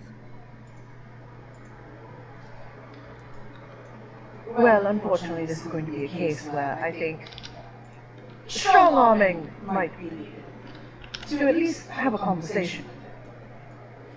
Because if I presume that he's working with Lindo and probably in response to help with his coup business as a sort of penance of sort, he may be open to discussion, thanks, and who else but two of his long-term friends. Kind of looks at Thermal because, you know, it's like companions, might being able best to talk some sense into.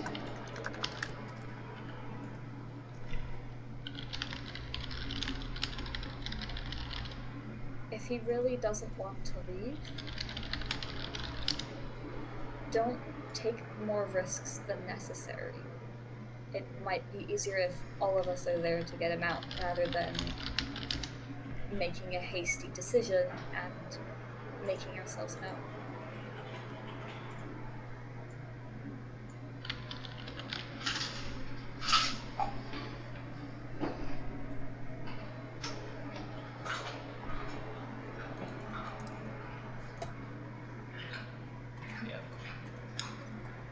And I will say, up to y'all how you want to proceed for like the arrangements and such.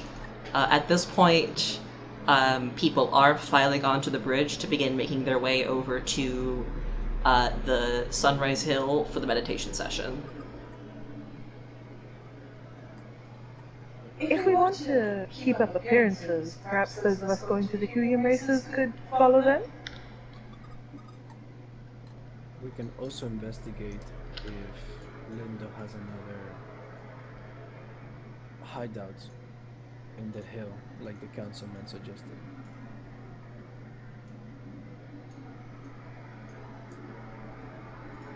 So I suppose the rest of us can do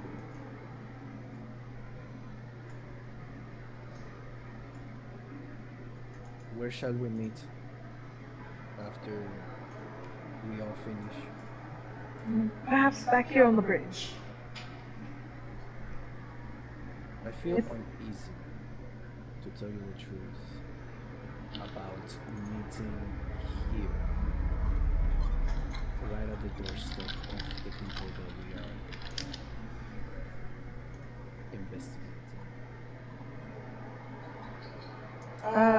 Hun, where is the Huyum races being held? Let me double check my notes on that real quick.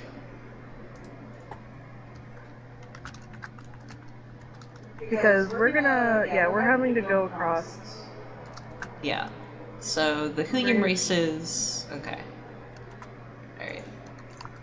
So the bridge isn't right next to the Omira. The bridge is past the market district. Yeah, so the it's like Omira- a little on the way. It is parked a little ways away.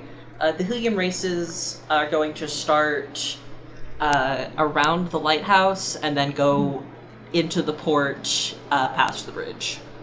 Okay. So yeah, I think the bridge would be a good place to meet up, but perhaps we just discuss somewhere else. It's just we all meet up at the bridge, and we find a little corner, maybe in the market district or something, to discuss what we learned.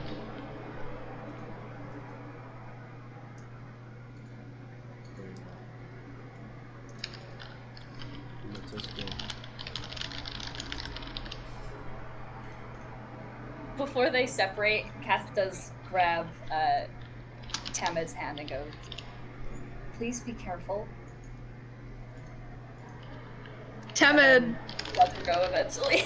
Aww. Oh. Gay people. Tamid will use that, charming charisma of hers and wink at Kath and be like, "I'm always careful." Cute. Ooh, Kath now does looking at smile a the- little. Gay people. Gay people. She does smile a little at that and then lets her go. But she's still, very clearly, not reassured in the slightest. Oh. It's okay, Kath. Nobody can see me. I'm invisible. Hey, watch this. Puts the cloak on. Hey, watch this.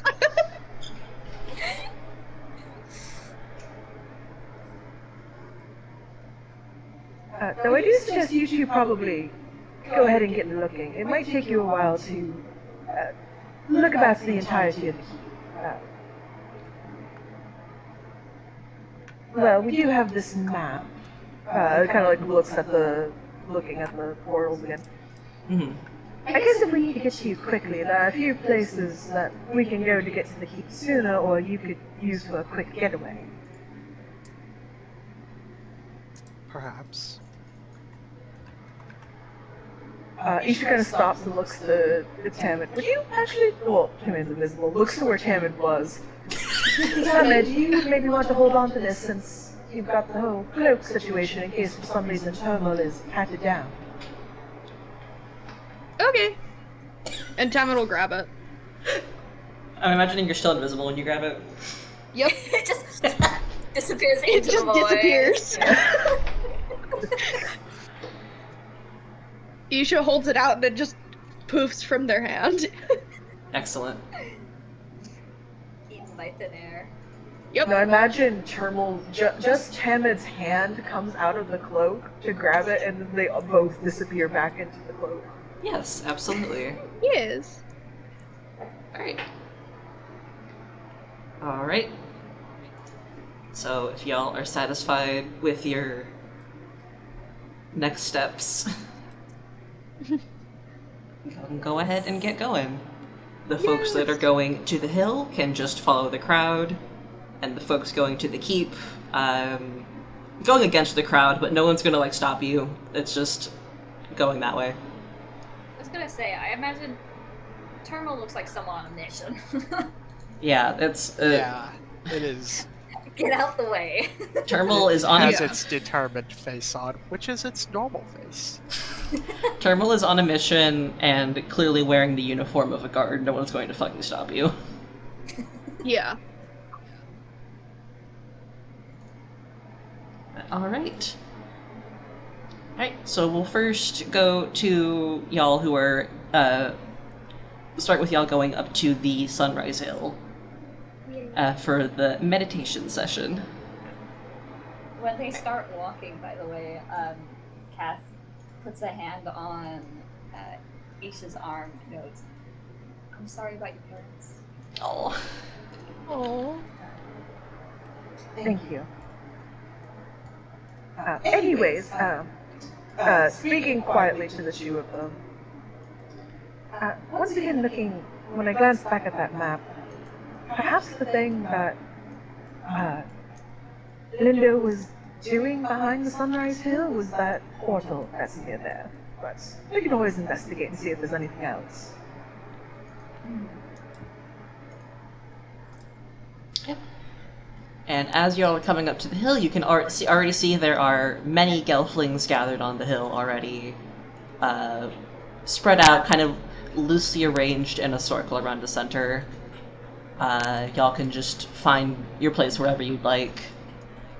And in the center of it is actually Madra Kadia, setting up to lead the meditation session. And as y'all are walking onto the hill, if y'all can give me a perception check real quick. Dice are going everywhere. Nope. Real quick. Yeah, just put the result in the chat. I think I need to change dice. I think you no. should. Oh god. Oh. Catherine, my darling. I think I've rolled to above 10 once this session so far. Yeah, it's time to swap dice. Yeah. So all of y'all see as you're walking onto the hill, Madra Kadia happens to look up and she sees you all, and is like visibly doing like a head count for where Tamid and Termal are. Bitch, why do you care? We're doing your job. Yeah, dog. This lady, I gotta say, like, real quick, out of character, what the fuck is this bitch's problem, dog? Like, we're doing what she wants us to do. Listen, Fucking business, like. listen, I'm just She saying. looks at us like, she just looks at us like, oh, where the fuck is everybody? Bitch, like, mind your goddamn business, lead your damn yoga class. Like, god damn. Like, just saying, we can still do the coup. We just won't go to the extreme measures Lindo is going. But we can still do the coup. Yeah. I'm sorry, I'm just... Oh, goddamn. No, that was so good. Fucking lady. I can imagine Boss turning and giving her the same look. Just like both of them giving the like little brow raise like, uh-huh. Just like, who the Well, fuck yeah, do like- you think you are? Even just from the perspective of like, I don't know, dog. Like even just from the perspective of like, do I have something in my motherfucking teeth, bitch? Like, goddamn, Jesus. I think even Catherine is kind of weirded out by it because we are doing her job for her. We are, like, I don't know what she expected. Are we all meant to travel together all the time, or like it's an investigation? We're gonna separate out. Yeah, and like we're obviously not going to the meditation, so like, bitch, are you worried we're not doing our job? We're not going to your little event. We're going to look behind the hill. God. Yeah. Yeah, dog. Shit to do. I don't know, it's really like her looking at us perplexed is perplexing me. Of like, do you have dementia? What the fuck is your problem? Like, goddamn. Jeez. I'm just... No, that's so real. I'm just. Yeah, exactly. God. Alright. Yeah, so as y'all are kind of walking past the meditation session, you are going to be stopped by another, like, Sifa captain who's, like, setting up around the edges. And they say, as you're, like, visibly trying to, like, leave the hill or go behind it, they will stop you and say, "Oh, where are you going? That's not where the meditation session is." Isha does not have time for this. I'm just flashing the fucking paper. Well, so it's Voss who has it before he. Yeah, Voss has it. This whole whatever the fuck his question is, we're in Madra's business, and then just continues walking. Can you go ahead and roll intimidation with advantage? Okay. Isha's just gonna fly over this bitch. Isha's just gonna go up, over, land back down on the other side and keep walking. Isha's like, I don't. No time for this. For Oh my once, God, Kat I is also just following the rest rather than. Does she feel a little bad that the guy is just trying to do their job? Yeah, a little. But on the other hand, it's like she's had a lot of information dumped on her all at once. That is the least of her problems right now. Yeah, Jesus Holy fucking shit. Christ. Yeah. As you just wordlessly hold up the paper and say, like, Madra's business, keep walking, they, like, go as if they're going to try to stop y'all again, and then immediately back off. Like, seem to think better of it and back off and just go back to their spot. Yeah, come down. Like she doesn't say that, but it's like, come the fuck down. They very You don't get paid visibly enough, you have. don't get paid enough for this shit. Yeah, they very visibly have a moment of, like, I don't get paid enough for this, and go back to their spot. Yeah. Yeah. Correct. Maybe They that's- might not even be getting paid for this, to be honest. Oh, Yeah, God. exactly. Let's come the fuck down. Let's not die. They're not even getting Your holiday volunteer pay. day. Yeah, they're not even getting holiday pay. Fuck. No, they're not. Alright. Okay, so as y'all are walking, I'll need another perception check as y'all kind of go behind the hill and just start looking around. Sure. You said Oh, investigation? Actually, let's say perception, just generally looking around, because y'all don't know quite yet what you're looking for.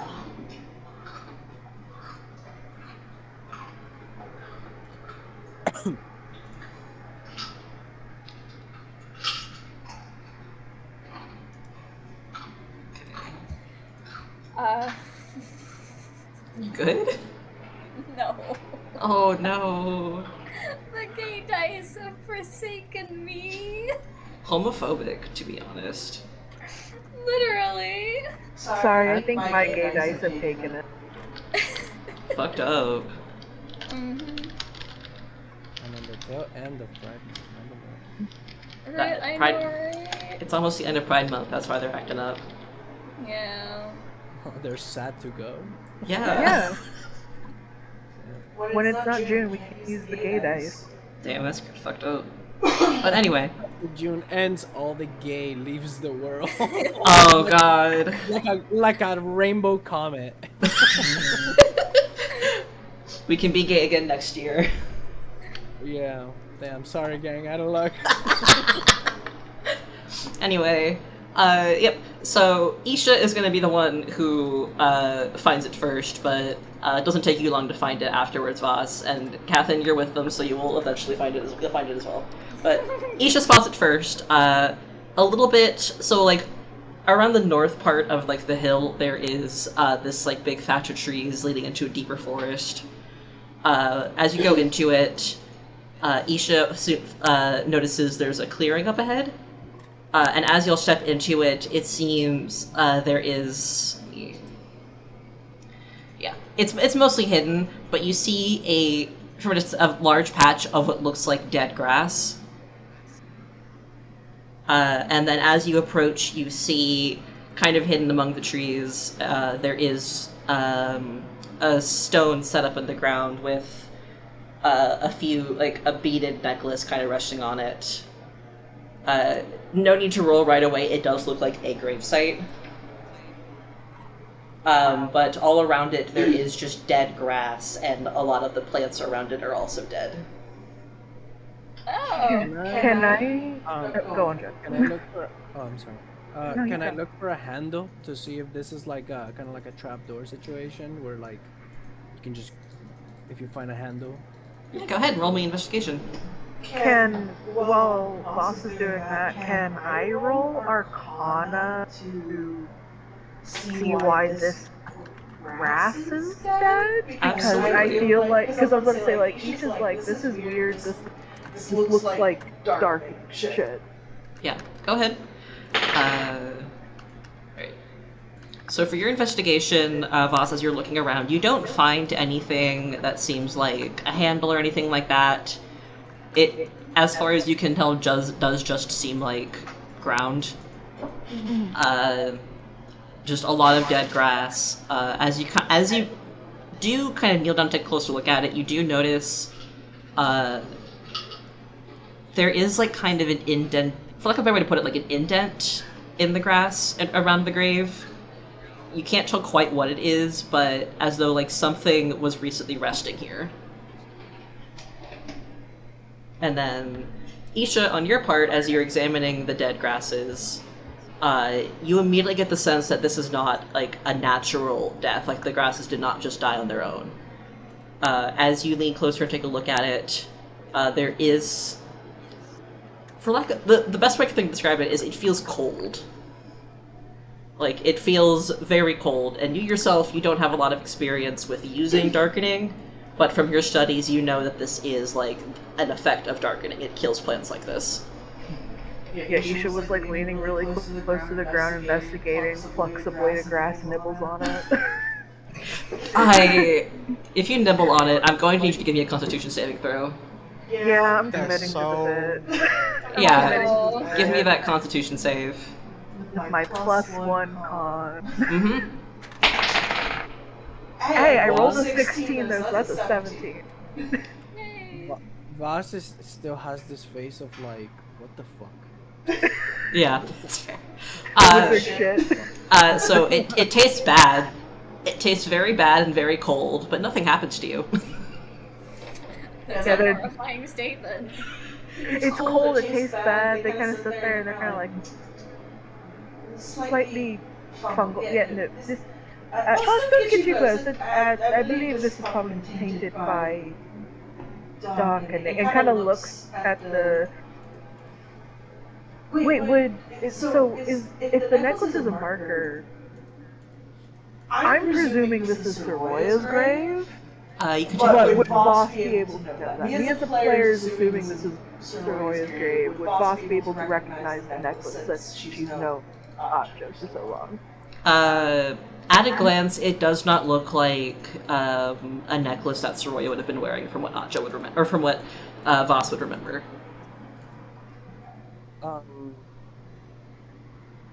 Does the gravesite? Well, the fact that you call it a gravesite leads me to believe that there's a gravestone. Yeah, that is essentially that's performing, what the yes. stone with the necklace. Yeah, It's that like is a essentially what a gravestone. gravestone. Oh, I see. Interesting. So there's no name on it. There's just a. There is no name on it, yes. It is an unassuming just rock, but based on like the placement, it's easy to assume it is a gravesite. Also, I need clarification because you called it an indent in the ground earlier. Are we like inwards? Oh no, not or outward I was indent? trying to think of how to phrase it. It's not like an indent in the ground, but like a part where like the grass is visibly a bit flatter, as if something was recently resting on it. Oh, okay. It's just kind of been smoothed over. Yeah, That's that's curious. yeah. Is there anything you'd like to? Would you like to do any looking around, Catherine? I think Kath is going to approach the necklace Yeah. with the intent to see if there's anything magical about it. Go ahead and roll me an Arcana. Okay, dice. Please. Okay, guys, I please, beg I'm you. begging you. Natural 20! Oh my fucking god! Oh my god! For For the end of gay month. Thank God. Finally! Yay! I'm gonna, like, skip the Happy rest of the session. Pride. Happy Pride, gay people. Okay. That's gonna be my only good roll of the session. No, you're gonna roll like a champion from here on out. Please, please. So, as you, do you pick up the charm to examine it, or are you just kind of looking at it as it rests on the gravestone? At first looking at it and then picking it up.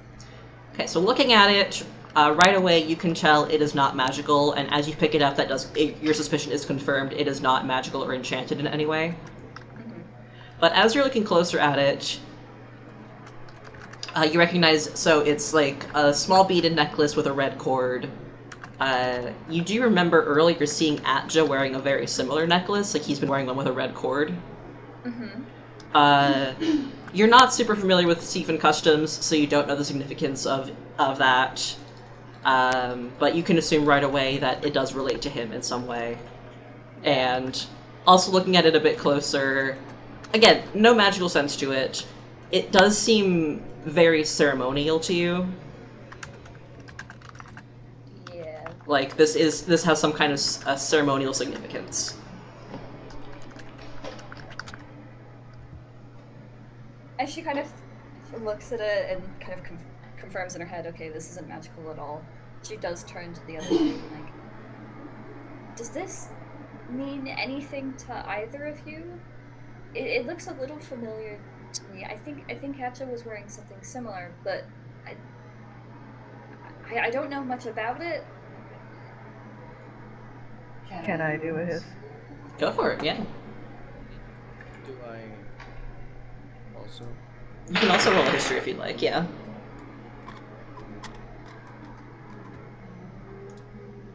Just put the skills results in the chat.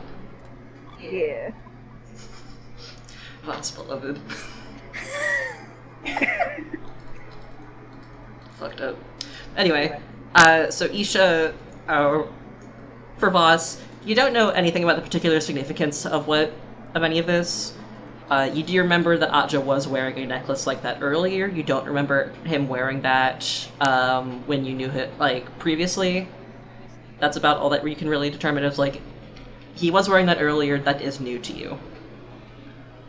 And Isha, as you're looking at it, you recognize right away it is essentially a mourning necklace. Like, the color red signifies that it is in remembrance of someone. And quick, easy assumption to make, if Atja was wearing a similar necklace, it is in memory of his sister.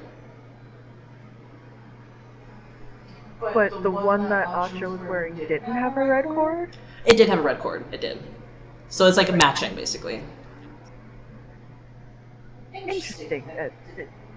Is it for all Gelflings or mostly the Siphon? The Siphon clan. It's a very particular, like, Siphon custom.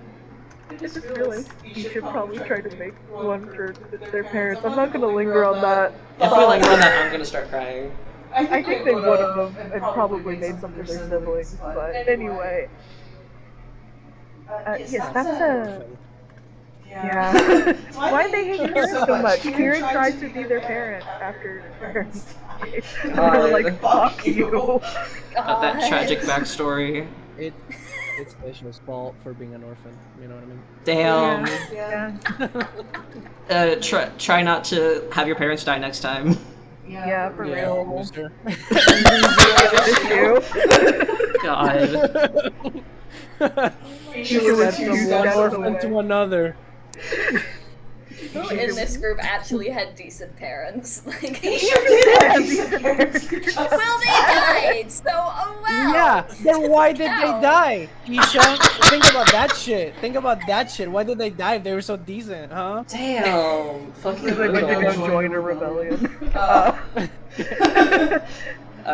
Fucking brutal. Isha kind of looks at it. Like, yeah, so, customary for Seafins, that sort of necklace is for mourning. It does look awfully similar to what the one after was wearing. I'm wondering if maybe this one was Kadea's. Not even calling her Madra, just calling her Kadea. Damn. Is there a shovel nearby? No shovel nearby, no. Are we going grave robbing with Joey again? Kind of weird this is happening twice, Joey. Yeah. Hey, listen, if it works, Listen, when it I do my works. fucking weekends, it's my goddamn business, alright? Damn. I mean, we don't have a shovel, but You do have Boss hands. has, Boss has claws. Well, the two people with Boss have -1 strength. But I have mage hand. Dig for us, warrior girl. Dig for us, wolf girl. I haven't got shit. I have mage hand. I can make it look Pick like up the a- dirt is gone. Wow. How useful. I know, right? I can appear useful if I try. I just realized, no, Joey, it's these same people you took grave robbing with James. Oh my god. You're right, it is. Wow, Maybe this you really guys, is. maybe it's not me, maybe it's you guys. I don't know, maybe you guys have that vibe, you know, that stink. Yeah, that maybe- grave robbing stink. Maybe Joey is innocent actually, and y'all's presence just makes him think about grave robbing. Maybe it's on you guys. Trying to dig up all the trauma our characters had to revive it. Right. Yeah. Oopsie. I mean, with no other leads, I guess, yeah, let's start digging. If you'll go ahead, She's not happy about it, if that Not- helps. I guess that would be athletics, I suppose. God. To do it fast, I suppose, because I don't see how she could fail digging. Right, yeah. So I guess to do it fast, Yeah, let's determine the speed, sure. Yeah, I guess Isha will Also- help out with this and with their mage. Yeah, so you can roll that with advantage, and I will be right back. Oh, advantage, you say? Okay. I don't know how to. The I don't know how to. With the I don't know how to context say of this, it. but she's eager. She's eating the dirt. Yeah, she's eating. She's like the worms from fucking Dune. Just eats it and then shits it out. With the context of it being a grave, Kath is like vastly uncomfortable with what she's witnessing and just goes to keep watch instead. Yeah, honestly, Isha is too. That's why they're like back turned, like standing next to Kath and just having their mage hand help us. They're like, Yeah. what are we gonna do? I was gonna say, I have this mental image of like, at first the mage hand is helping, and then it just knocks a whole bunch of dirt back in. It's just like, no, fucking. I was Why actually are we thinking doing of this? like. I was thinking it from the perspective of like, there's the pile of dirt that is like being normally made with the digging, and then the mage hand is making a smaller, tinier pile of dirt from that big pile of dirt and pretending that it's helping. Yeah, it's just like grabbing like little handfuls at a time. Yeah. Oh, yeah. it's so funny. I just also I have to point out, Isha was like, hey, don't get too close to this. It's tainted with the darkening. And then Boss was like, I'm gonna make a hole. Well, there's not a lot of like, it's like this, like, you know what I mean? It's like when you roll bad, but you still have access to the thing, you kind of tend to go, okay, well, I have to interact with this, so Yeah. I guess we're digging now. You know what I mean? Like, Also, We could leave. We could leave. You should But hold on to that next. She's like, I'm gonna throw this in the Madra's face later. Fucking hate this lady.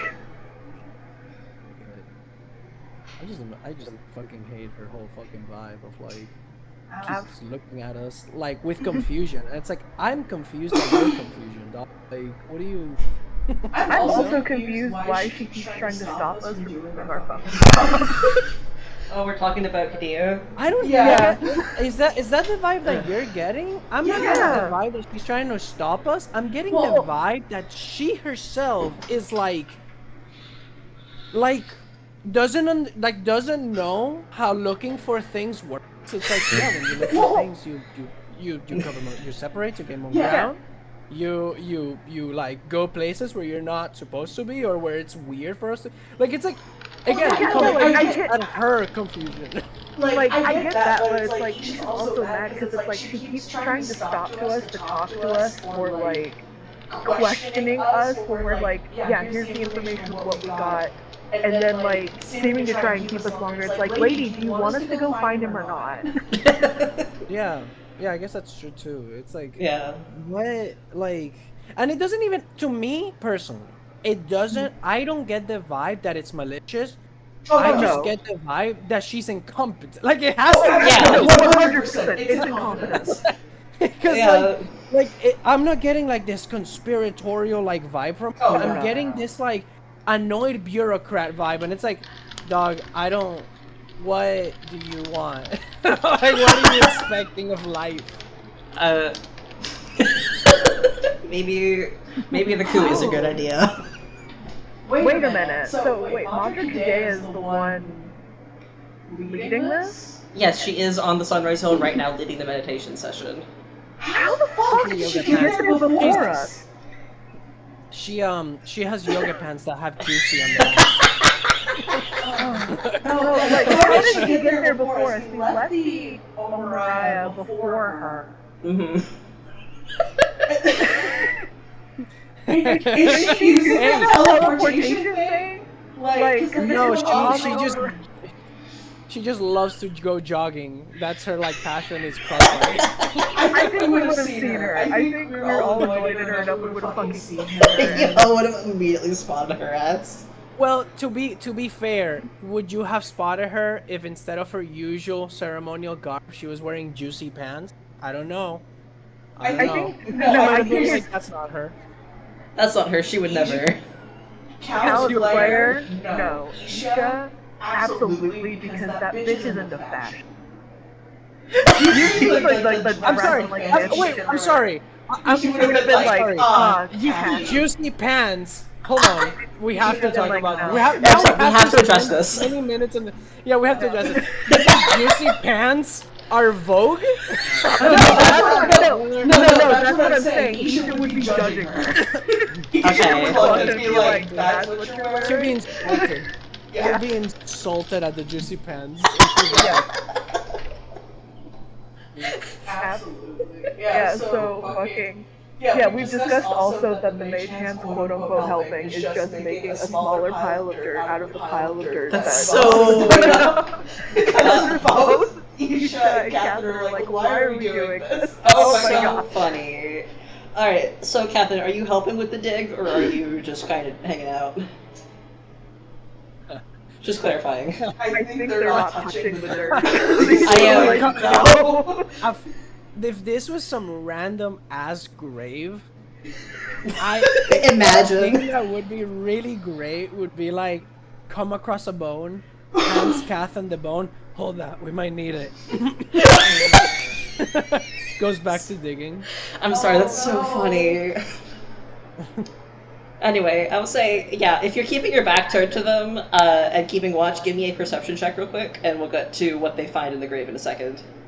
Yeah, it's like Isha's standing next to Kath, and imagine like their shoulders are touching, but like Isha's watching Boss with like a disturbed curiosity. Like, why are you doing this? I said it was tainted and darkening. Why are you digging into this hole? Actually, wait, good point. Also, okay, we'll get I'll also need a Constitution save from you as well, Voss, as you are touching the dirt. Boss is so in that fucking dirt. She's in the zone. What did you get? Oh, the dirt. I'm gonna lose my mind. Oh, that's so funny. Let me see. Anyway, while you're rolling that, Catherine, as you're looking around, you don't see anyone coming. It seems y'all are well and truly alone, at least for the time being. But one thing you do notice, at the edge of the clearing that you didn't notice before, are these, like, little patch of, like, blue flowers that seem to be faintly glowing in the kind of, like, dim mid-afternoon light. The fuck? Didn't notice those before, but those are right there. Are kind of around the edge of the clearing, just out of touch from the darkening. Are you going to announce it together, or are you just going to walk over? Well, I'm sure you should feel her walking away, like the shoulder. Yeah, you'll feel her walking away. It's just a matter of she's going to tell you why she's walking away. There's a lot going on. Getting to business. Yeah. Okay, just walking over. All right. So we'll go back to you in the farms in a second. In the dirt. I'm so sorry. I just have to interject really quick. Did we not also grave rob with Kane and Neva? I think we talked about it. I don't think we actually got to the grave robbing. Damn. Oh no, we just orphaned a troll child and then we adopted him. Yeah, that's right. We killed the bears and we're like, you can come with us, kid. That's right. That's right. Oh my god. God. Yeah, we literally killed his parents and adopted him. Anyway. Yeah, so Voss, as you're digging through, down to the grave, the dirt is much colder than you were expecting, and as you put your hands in it, it stings for a second, but nothing happens.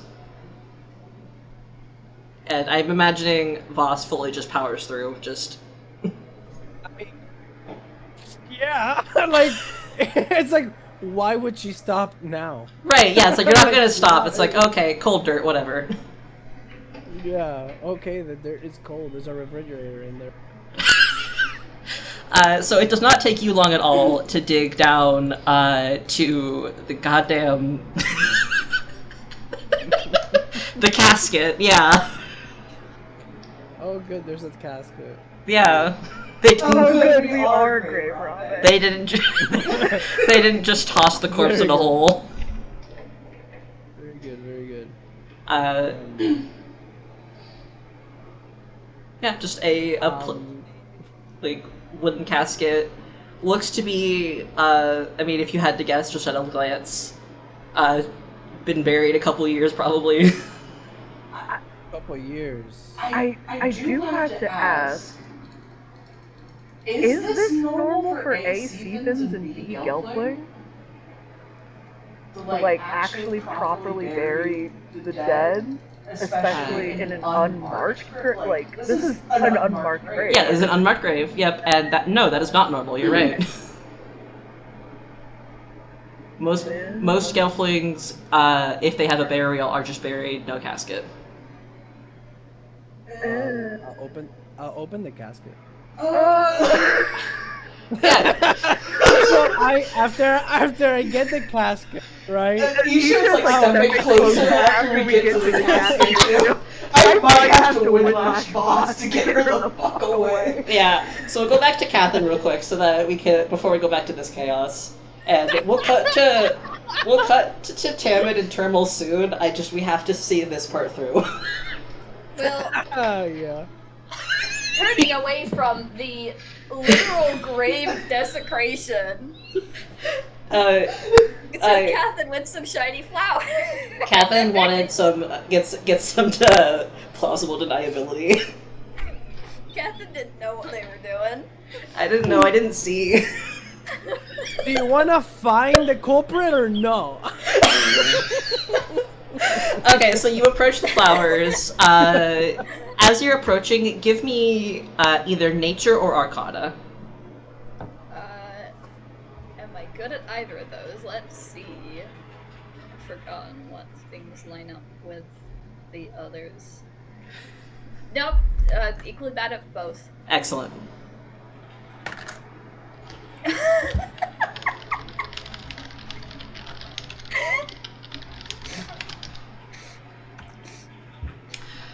Oh my god, okay. My dice don't want me to find anything out. Damn. I told you, I got the natural 20, and that was all I was gonna get. It's okay.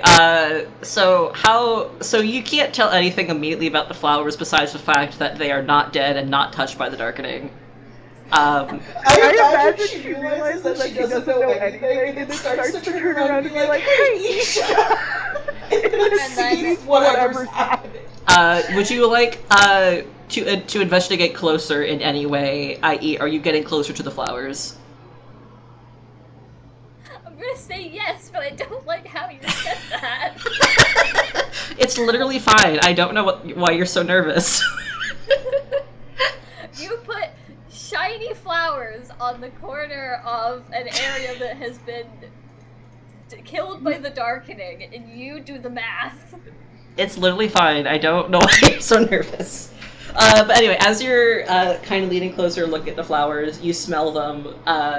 They smell very strange, like not how flowers should. They smell a little bit like smoke, but like with a sweet undertone. That's supposed to not be worrying? It's literally fine. Flower.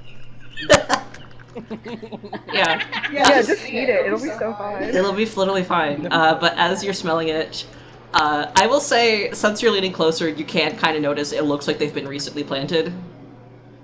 Like the dirt is... but as you're smelling them, you feel a little like tingly, for a moment, for lack of a better way to put it. And then... I forget how this is playing out. A little revitalized. Go ahead and restore that one spell slot you used earlier. Hey! Hell yeah. I have to point this out. Literally, the three of us came over here. Isha ate some clearly fucked up grass. Boss started digging in the dirt, and then Catherine sniffed a weird flower that was on the edge of this fucked up dirt. It's called investigation. We're literally investigating. It's called sleuthing. Alright? We're all fucking sleuthing.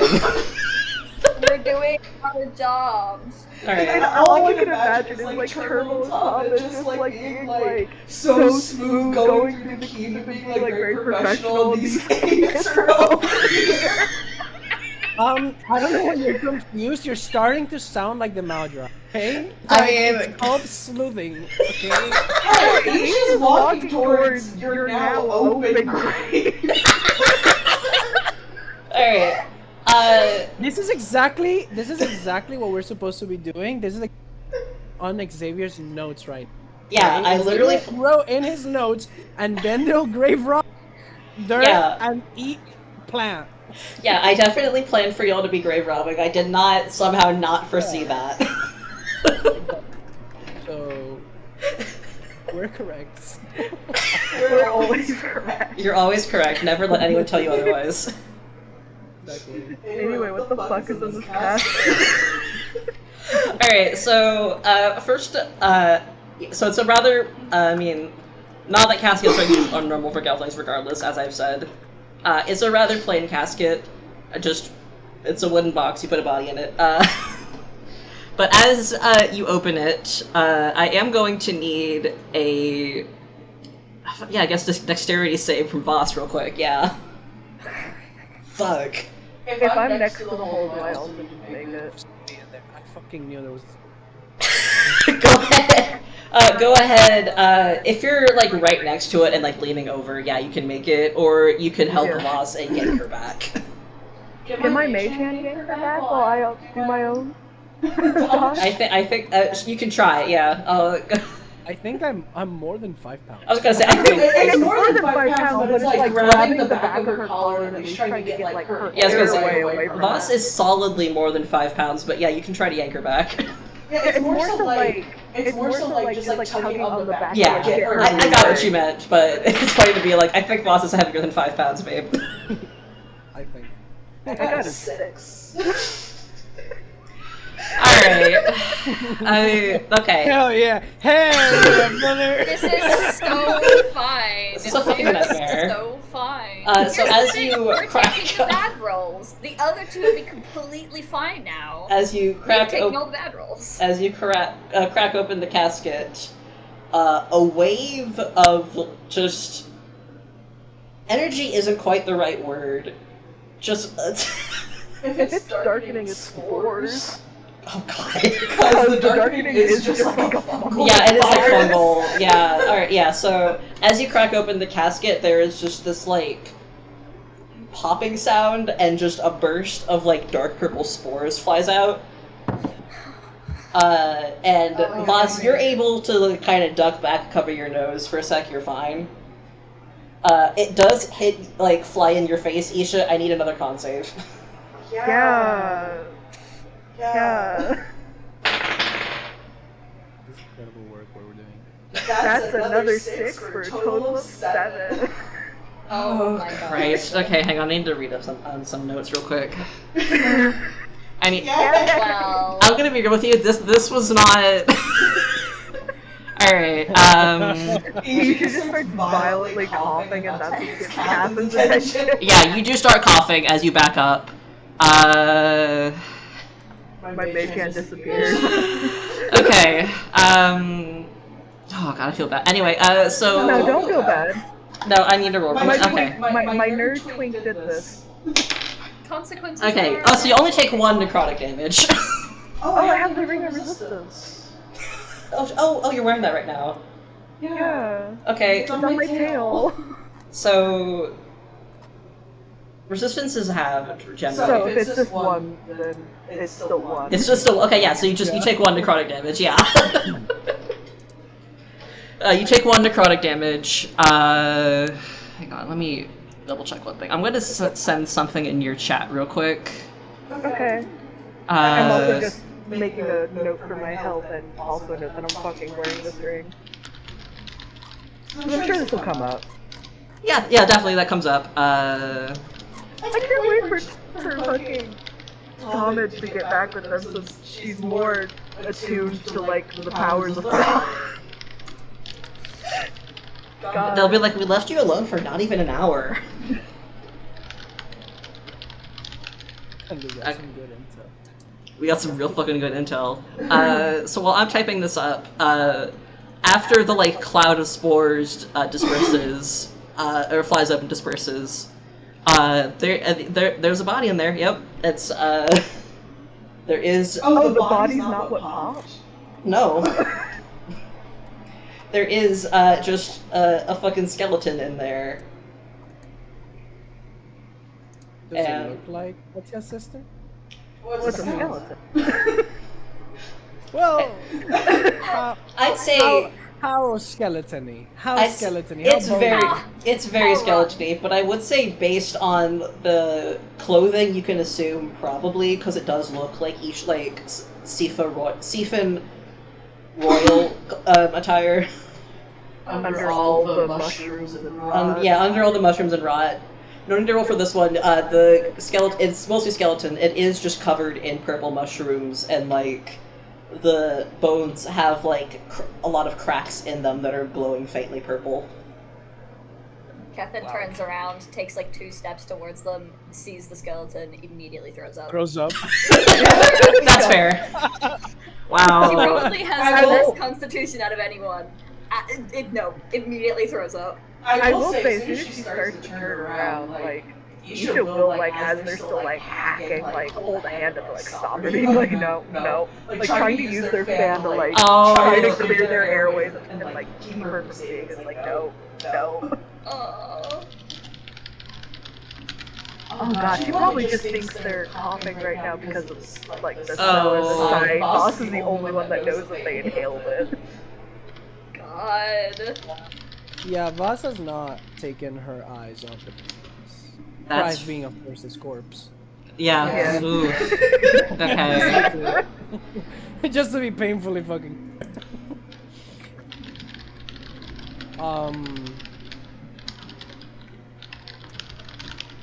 Boz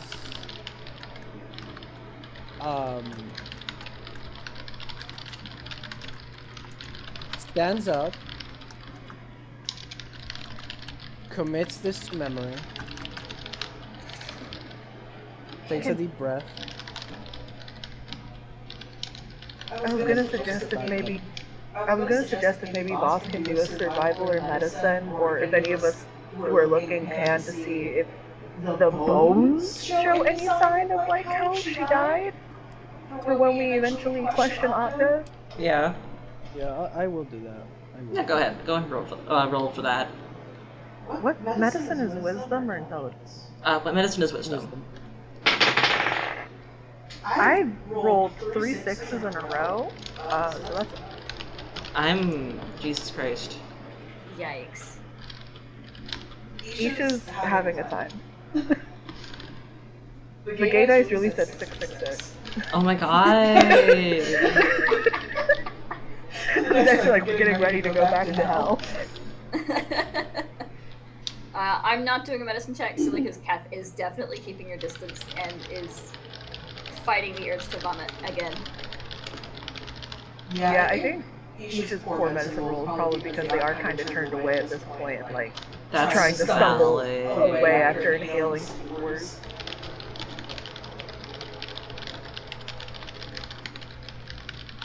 Got a 17. Okay. Hell yeah. Hell yeah. So He's trying to type things up with me. Yeah, I have to real quick tell Cal what's happening to Isha, but taking a look at the corpse. Isha, you're turned away, still coughing. But Voss, as you take a closer look at it, amid all of the fungus and the like cracks in the bones, you do see what looks like on the like fractures on the skull that don't look like the rest of the cracks. Like that, presumably some kind of head trauma killed her. Okay. I'll look. Is there anything else of note on her? Other than that, no. It's just a shit ton of infection from the darkening. But otherwise, there's nothing that immediately seems notable to you. Yeah, she stands up, takes it all in, makes a note in her head, closes it back up,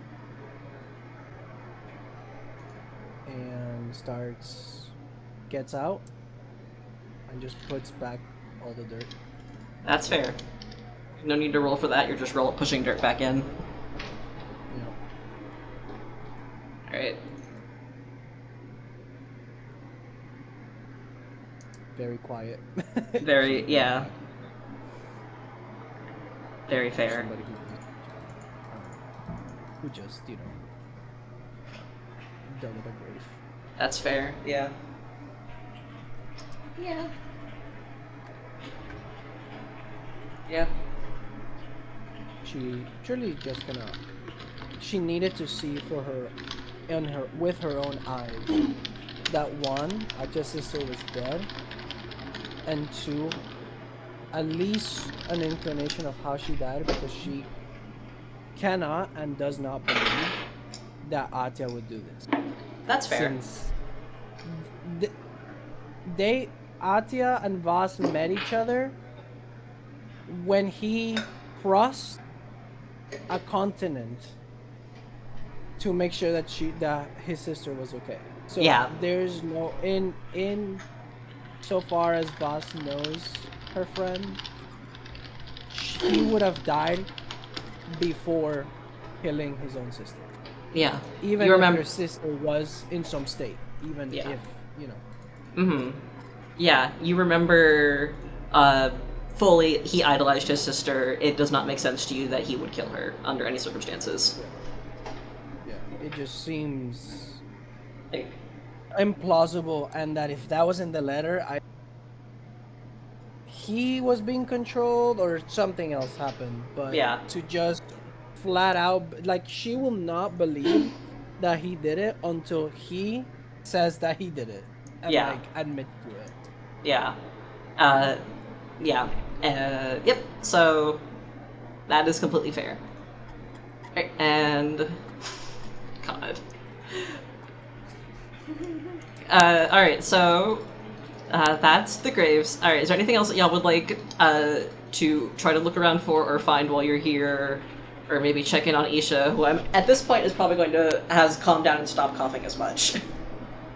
Yeah, like they're a little easy getting their breath back because like, they do have a low con. Their con's only a +1, so they're like, oh god, all that coughing took my air out. Oh god. I'm imagining they're like doubled over for a sec, just panting. Yeah, they are kind of actually doubled over. Voss approaches from behind Isha, covered in graveyard dirt, and just kind of gently pats her back. There. They kind of like wipe their face with their hand as they start to slowly push themselves upright. I think at this point, Kath has recovered from throwing up and does get closer, but she's having to get closer by blocking part of her vision with her wing, which she's also not happy about doing, as she goes over to Isha and try and help them. Aww. Voss also walks over to Kathin and pats her in the back. Comforting her, the two nerds she brought with her. As Isha looks up, as I've just been told, the veins around Isha's eyes are now visibly dark purple.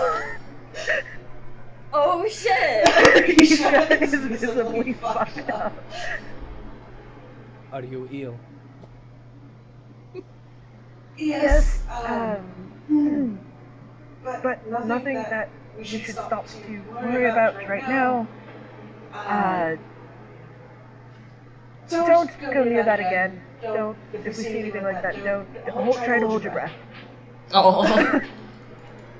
Catherine is just like staring, visibly very, very concerned. Yeah, Isha's clearly infected. Infected with some shit. Do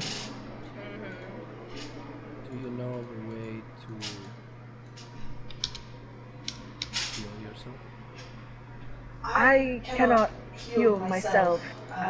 Someone else will have to try and get in tune with my inner Vilyaya and try and set it right. But I should not dream vast with anyone anymore unless it should spread. Do you know what the nature of the illness is? Yes, it's the dark. The what? I don't know how else I can say it. She's just like, I don't know. How else can you explain it? Yeah, Kath is just in that like state of shock as like everyone's like, there is no other way to put it. Yeah. I could tell the ground was infected with it. Voss dug in it anyway, and I guess it was coming from the deceased. Leaking out into the ground in the surrounding area. That might be why they buried her in an unmarked grave.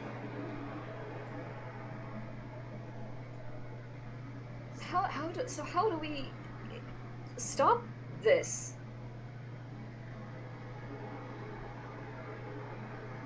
We stop Lindo. Perhaps, but also with what Termal showed us the last dream past.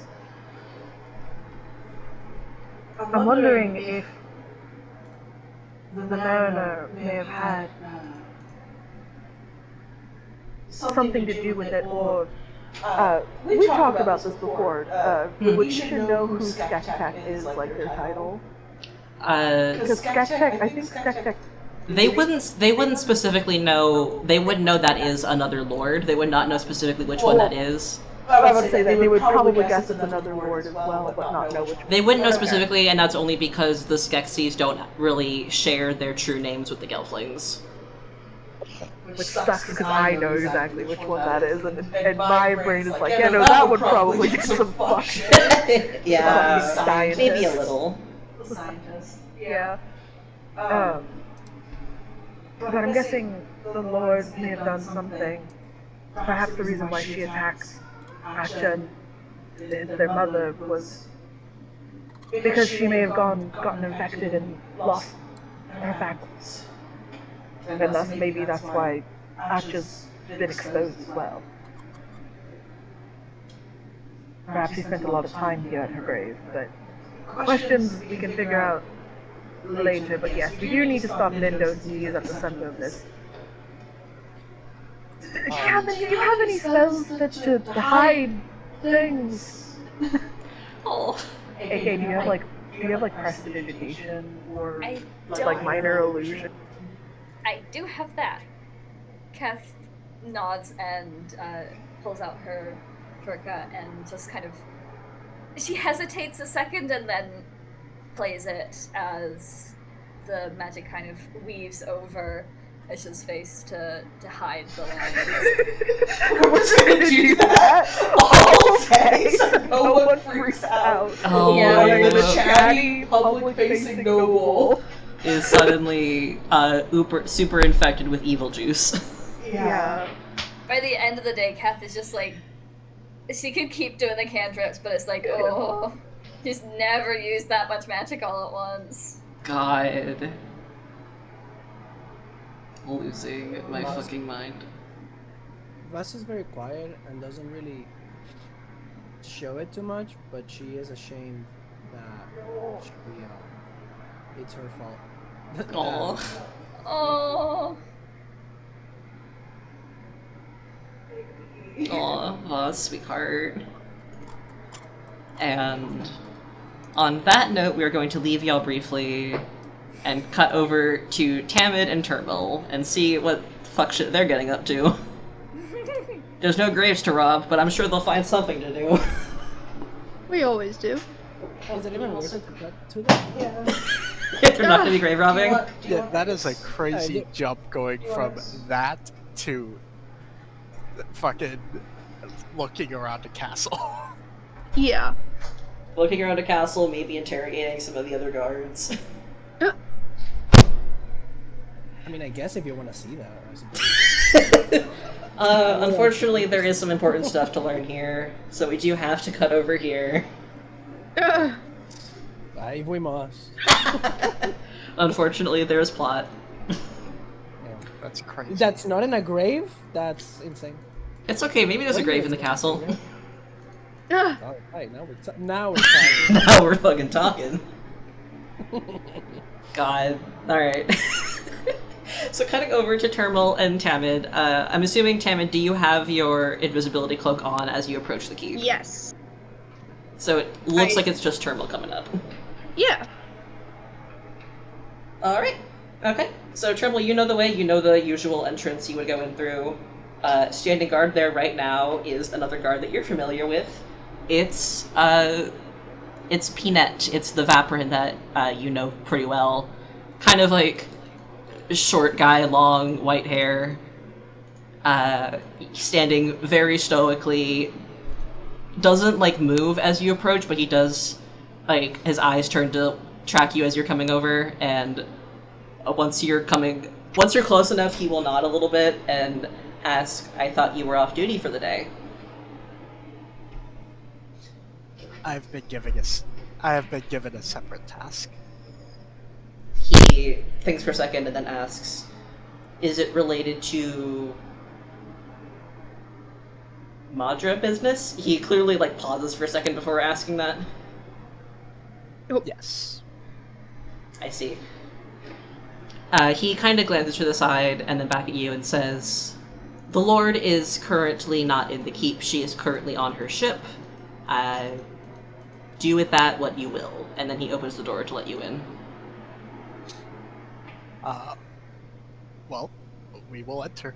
Yeah, go for I it. assume. Yeah. Yeah. Go ahead. Also, Tamid, if you can give me stealth with advantage as you slip past him to follow Termal. Of course. Oh, that's rough. That's a 10. Hey, that's... Hey, he might roll bad. Let's see. I hope so.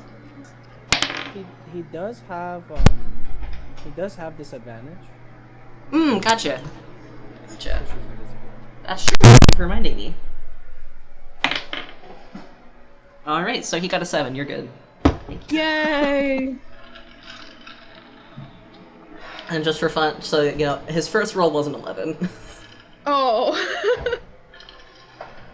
Yep, so he just goes back to staring ahead, watching as the guard. Termal knows him well enough. This is exactly how their dynamic always is. They say, like, maybe 2 words to each other on a regular basis. Very close relationship. Yeah, they're besties. That's it. That's its work wife. Yeah, literally. It's got its actual wife and then its work wife. Yeah. Yep. And then, so as you're walking inside, there are a few other, well, actually not really any guards milling about. That's not usually how y'all work. The keep is pretty much empty right now, it seems.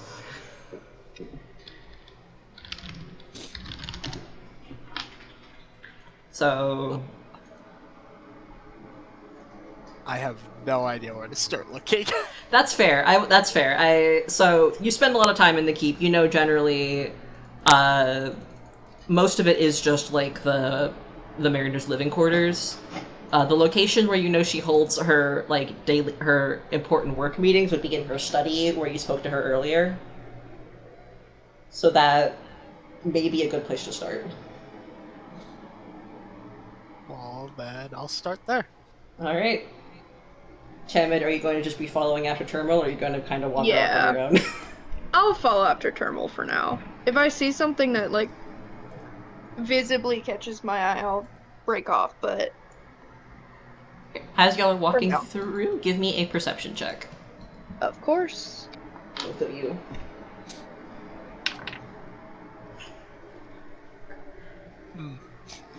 Oh.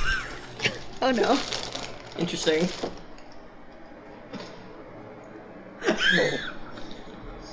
That's fair. I imagine, Termal, that you're feeling a little bit nervous being back in here right now. Maybe just a bit. Yeah. Yeah, especially peering into the Mariner's study, because you're not supposed to be in there normally, especially not without her permission. Yeah. But, Tamid, you're looking around. It is... So the Mariner's Keep is this very large, imposing castle, much bigger than any, like, Gelfling building would be. There's a lot of... Gargoyle isn't the right word, because that's not what they would call it, but, like, that kind of statue around. Okay. Just a lot. There's a lot of tapestries on the wall as you go through, seemingly depicting the Mariner in her various exploits. You're not familiar with most of these stories, so you wouldn't really recognize what's going on in them. Yeah, that's fair. But one of them, as you're passing by, does catch your attention. It's depicting... The Mariner is in this tapestry, but she's not, like, center stage, for lack of a way to put it. But there is what seems to be a Seafin Gelfling and a Vapor Gelfling standing together holding hands. And that's one of them that you pass on the way to the study. That's interesting. Do they perhaps look familiar? Go ahead and roll me a history check. Okay. That's a flat 12. That's fair. So you don't recognize, so you do recognize this as, you saw this in your vision, and you have seen this tapestry somewhere else before. Probably like in passing. You realize this is a very famous image. You don't immediately recognize the Seafin Gelfling. He's just kind of like, looks like a younger Gelfling with dark hair, dressed in like Seafin captain attire of like, you know, like pirate. Yeah. And then, but the Vaporin Gelfling you recognize immediately. because she is very recognizable. That is the Almadra. That is Almadra Mayrin. So, presumably, just looking at it, you can assume that is her husband. You have heard she recently married a Siphon. Yeah, that's fair. Yeah. So you do recognize that as you pass, and that one is right before the study.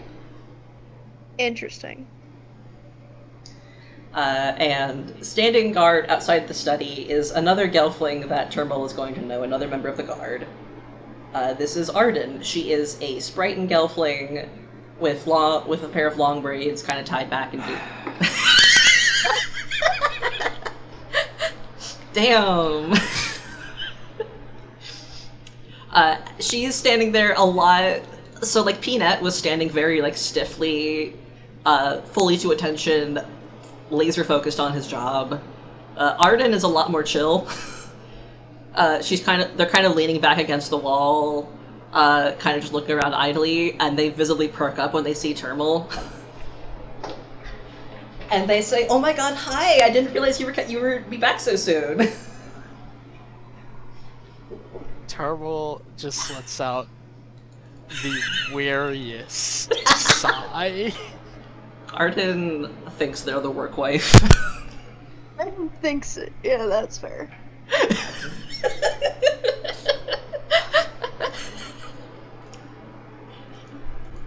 That's true. People usually like the work wife. Yeah. That's the idea behind it. But yeah, so they don't move from their post, but they are excited as you're... Are you going to keep walking over to the study, or are you going to try to go somewhere else? Because that is your best lead that you can think of at the moment.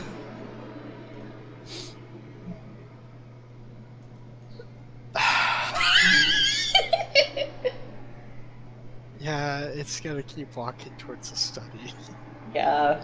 As you're approaching, Arden is immediately asking, like, "Oh my god, did you hear that one of those Siphon captains was arrested? Isn't that crazy?" And it's just, like, yapping to you about Captain Dia. Yes, I was there. Oh wow, you were? That's so crazy. You know, I actually saw her here earlier. Where? Continues yapping. As you ask where, Arden, like, grins at you and, like, kind of leans closer, like, conspiratorially. Like, do you lean back, or do they have to, like, get up on the tips of their toes to whisper into your ear? They will be getting on their toes. Turnbull is not fully entertained. This. You hate this person. Yeah. Yeah, so they'll be like, "Yeah, so I saw Captain Dia in here earlier hauling," they think for a second, hauling, snaps their fingers like thinking, "Yes, they were hauling the prince over into the Mariner's study earlier."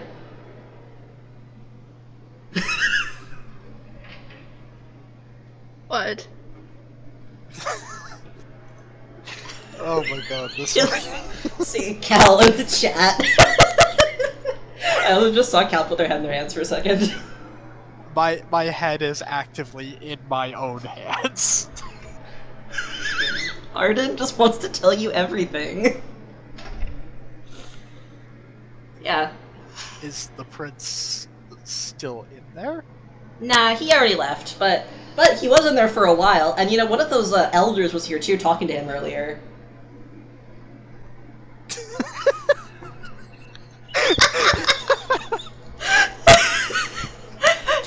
Cal, I need you to know you're so fucking adorable. For the recording's benefit, Cal is just posting the same screaming emoji but more intense in the chat over and over.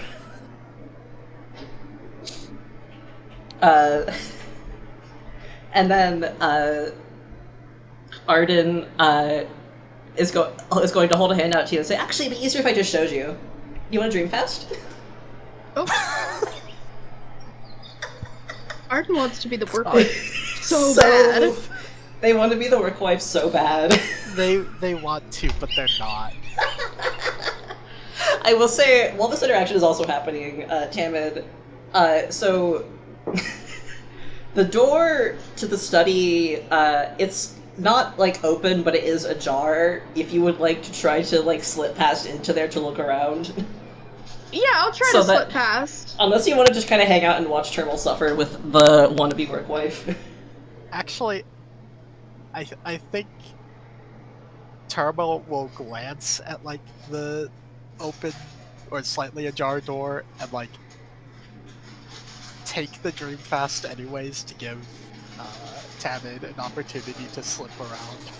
They're taking one for the team right now. Yay! Thank you, She's Turbo. fucking suffering.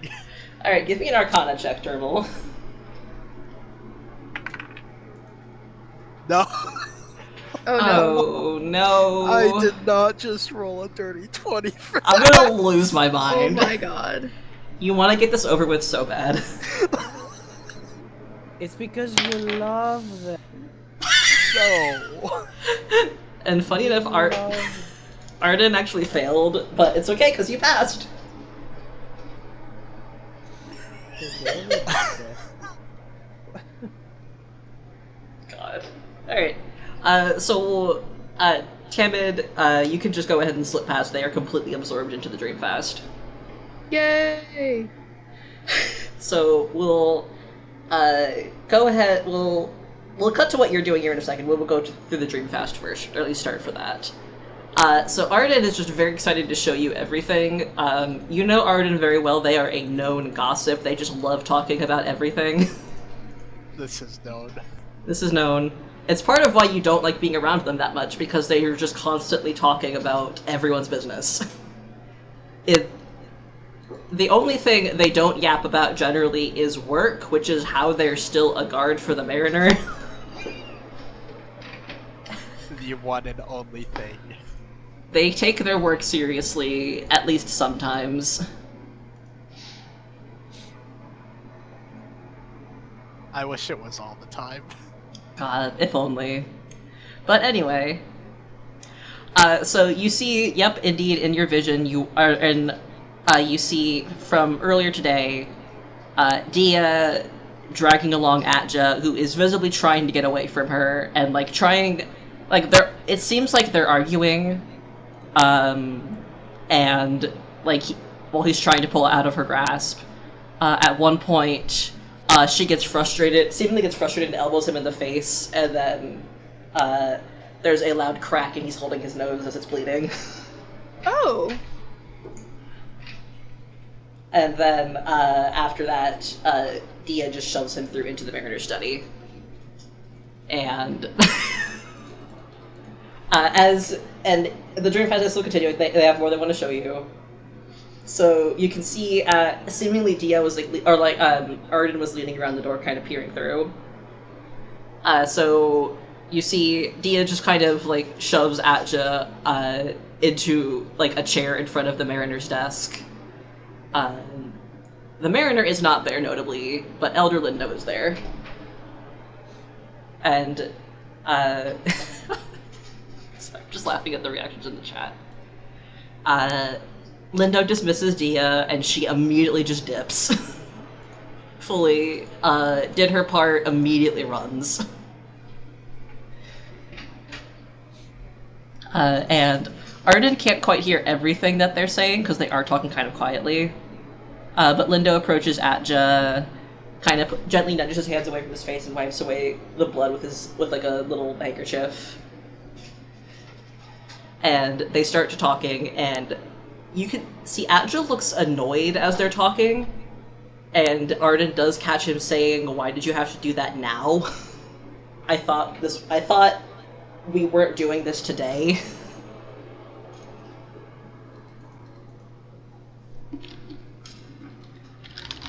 And they keep talking, and Lindo says, "Plans have changed. Your mother has decided to move forward, so we must as well." And Atja says, but today, can we not wait? And he looks a little embarrassed as he asks, like, this was supposed to just be a day to celebrate and relax. And then Lindo cuts him off and says, "You can see your little friends another time, but you know this is more important. It's more important that we take care of the little problem that is your mother." Oh.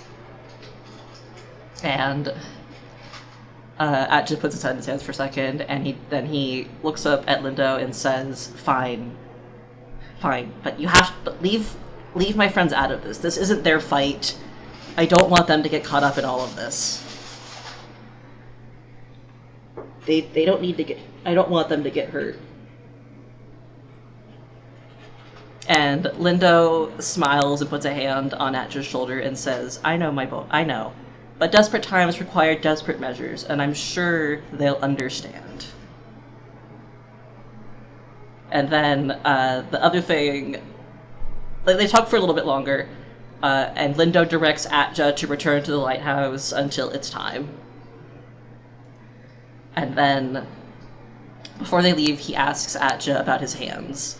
And Atja, back to the door, seemingly removes one of his gloves, and Lindo steps forward to examine it, or his hand, and Arden doesn't get a good look at it, but it does see, you can see a glimpse of one of his hands, and it looks like it is just covered in these deep, dark gashes. And it's like visibly trembling a little bit as Lindo looks at it. And at that point, Arden ends the dream fast and pulls back.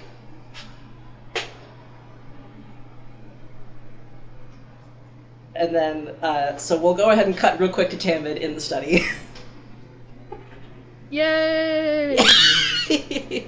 Alright, so the Mariner study, like the rest of the castle, it is a very large room, built for someone much bigger than you. Yeah, Arden is fully wagging their tail after that dream fast, yeah. But yeah, in the very big room, you see this huge desk. The walls are just covered, again, in more tapestries, and seemingly other trophies from various adventures the Mariner's been on. It seems she is very prolific and also likes surrounding herself with treasure. Yeah, okay. So go ahead and give me perception as you're looking around the room. Yay! Oh boy. That's a 7.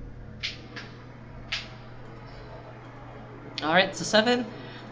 So I'm imagining at first part of it is maybe you kind of keep glancing back at the door for a second, just making sure Arden really is not paying attention. Yeah. But as you're looking around, mostly just find a lot more just treasures from the Mariner. But at a glance, you do see in the middle of the floor, you see a small scrap of like blue fabric that at a glance is about the same color as Atja's cloak. Yeah, okay. Awesome. I'm gonna go look at that. Yeah, go ahead. Alright, as you pick... Sorry, go ahead. No, you're good. Okay. As you're picking it up and taking a look at it, you can see there is a little bit of blood staining the edge of it. I don't like that. And there are also a couple drops on the floor. Not enough, at a glance, to indicate a severe injury, you think, but enough that someone was injured here. Yeah. And I know as a player that it's, what'd you say, nosebleed from... Yeah, Yeah. seemingly Dia broke his nose. Yeah. Which... As Tamid, though, I'm gonna freak the fuck out a little bit. That's fair. What the fuck do you mean my boy's bleeding? Oh, yeah. But you see that, you can definitely assume, yes, Atja was here. Yeah. And as you're... Alright. Would you like to approach the Mariner's desk and look around there? Absolutely I would. Okay. Give me investigation as you start kind of just rifling through her desk. Okay. That's a nat 1. Oh my god. Tamid, bestie. Why do her dice hate me now? Damn. Sucks. Anyway. There's just a lot of papers here. Just so much. It's, the Mariner is a lot more tidy than Atja was. That's very clear.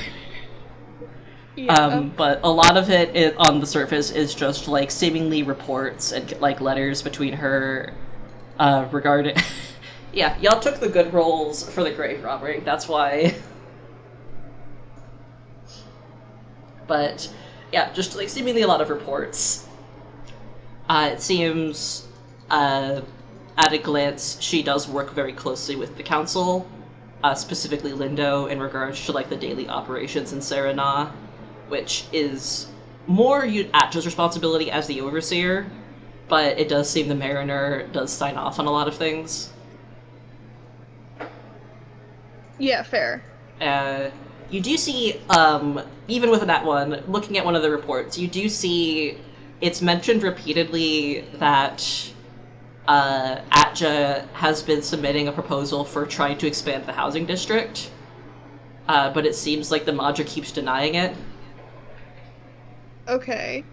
It's mentioned there that, like, Lindo reached out to the Mariner and asked if she can go ahead and approve it,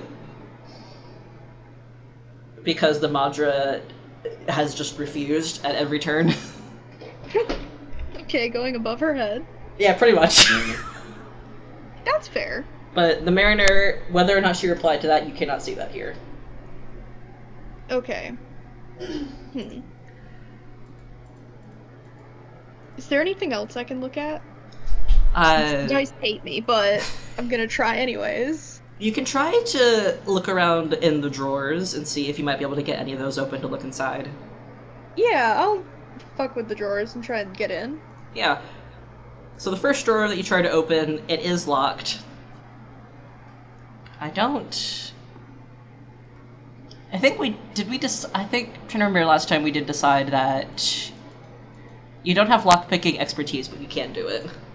I have sleight of hand expertise. Yeah, so if you'd like to slide ahead and try to unlock it, go for it. Okay. Bath is not being my friend today. Oh god. That's a 15. Alright. Okay. So you are able to shimmy the drawer open and pull it open. You see it is full of, again, more papers. But I'm not going to make you roll a separate investigation for this one. But looking at it, the first one that you find, it's a letter, not from Elder Linda, you can tell that right away, from someone, seemingly this Skektek that she was talking to in the vision that Terminal showed you. Okay. Just reading it over, it seems to be a report. Skektek seems frustrated. He's saying that the subject the Mariner provided him with was disappointing and did not survive the third round of exposure. He is requesting that the Mariner send another subject soon because they would like to continue testing. And this letter is dated about 2 months ago. Okay. Interesting. And near the end of it, there is a mention from Skektek about referring to, quote, the Beastmaster Gelfling, and Skektek is asking, seemingly again, to meet them. Okay. Skektek wants to meet Lindo. Yep. Interesting. I don't like that. I'm not a fan. Not a fan. No. I am Lindo's biggest hater. God. But yeah.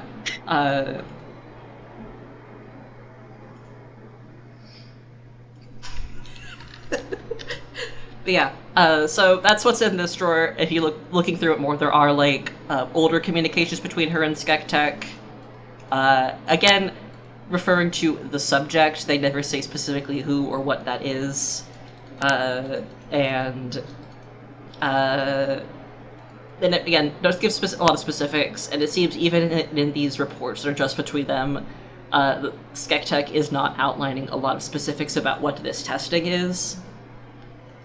Okay.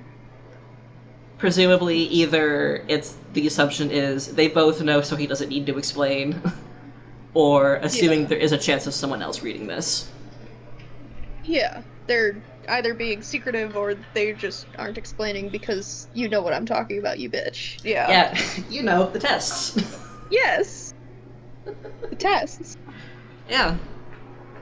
Okay. Yep. And then... So that is that, and then...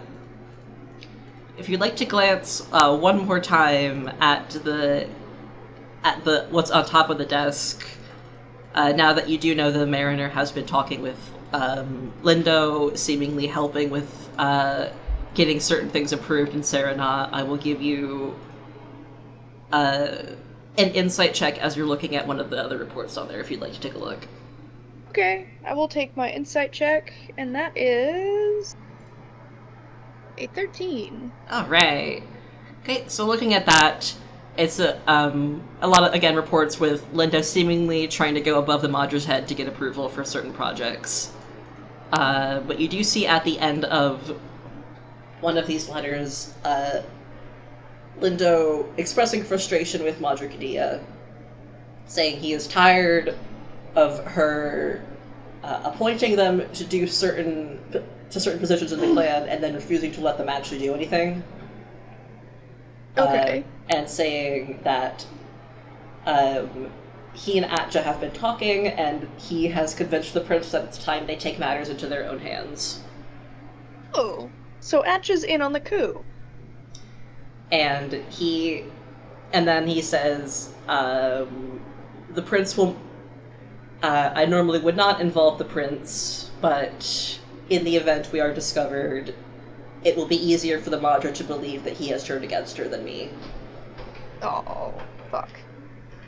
And there is like a bit from the Mariner at the end of just you don't see her full reply, but she did make a note that she did just like making a note of like vague approval, like she just kind of checked off on that part. Okay. Thank you. Thanks, Queen.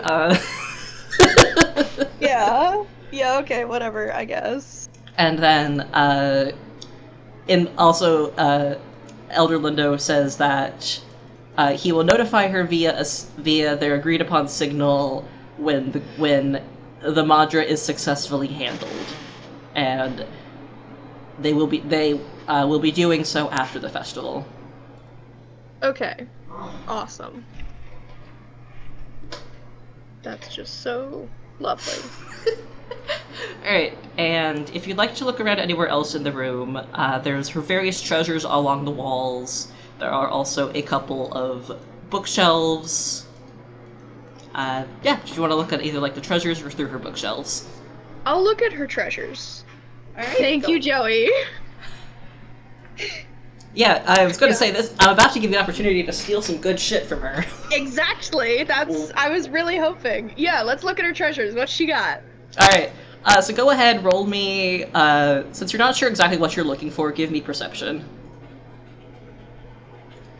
That is a 12. Okay. Alright, the first thing you notice is, up on the wall, there is this, very large sword. Very ornate, just for like the best way I could think to describe it. There are gems and embedded in the handle. Very big silver longsword. It's not so big that a Gelfling couldn't use it, but it is would be a little unwieldy for one. Okay.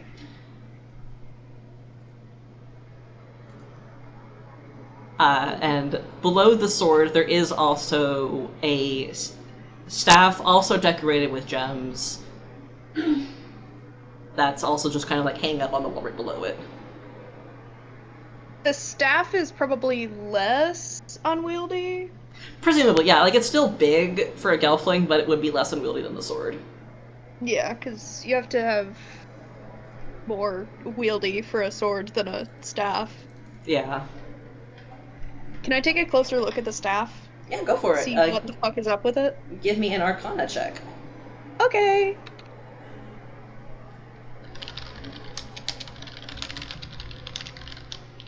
That's an 11. Okay. So taking a look at it, you can definitely tell it is some kind of magical item. There is some kind of enchantment on it.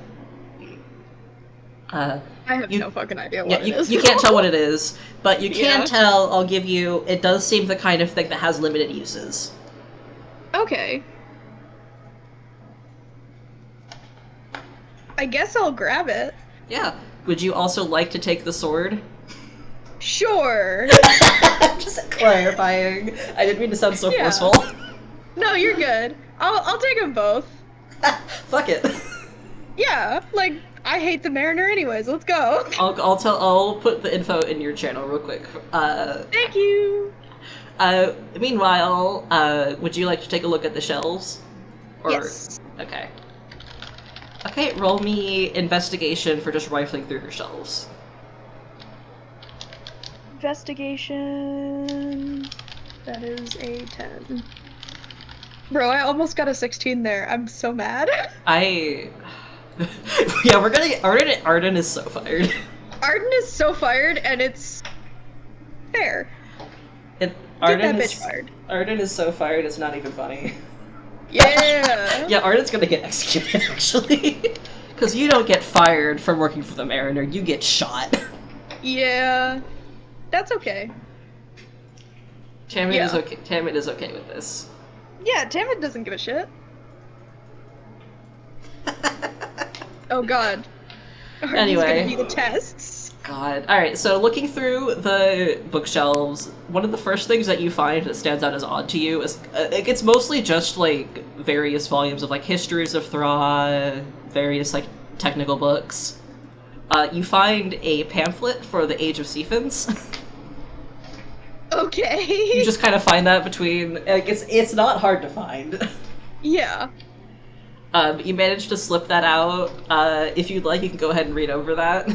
Yeah, I'll go ahead and read over that. Yeah, so it's a pamphlet listing the grievances the Seeeee clan has against the Vapra. Mainly, they feel the Vapra is intruding on their culture, has been outlawing some of their practices, forcing them to like continuously bring the it's like traveling to make them travel to Omaraya instead of like what they would really prefer to do, which is go more around Thra in general, or travel to Harar with Omaraya. Yeah. Seemingly also blaming the Vapra clan for Serenad not being really a residential city, being just a port city. It's a lot of like, and then also just essentially questioning why the Vapra clan should get to rule over us. We didn't choose for this. Yeah. Like, what has the Al-Madra done to earn our loyalty? Yeah, which, I mean, that's fair. And then, at the end, there is a section urging anyone who might not be Seeeeee reading this to also secede from the Vapra clan, saying the Gelfling nations should not be ruled by one person. We should be our own countries, basically. Yeah. Okay. So the Mariners just has that for some bedtime reading. Mariner, what the fuck? I thought you didn't like the Age of Seeeee's movement.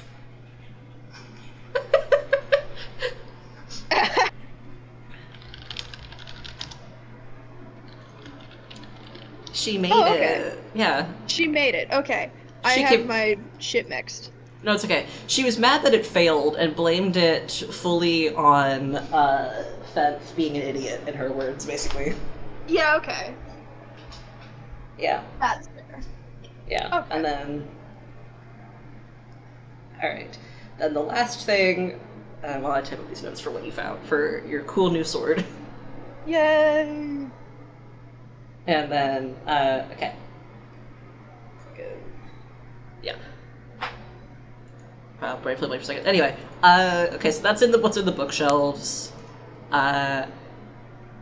Before if you'd like to head out now, you can, or you can give me one more perception check to see if there's anything else that might catch your eye. I'll give you one more perception check. Hell yeah.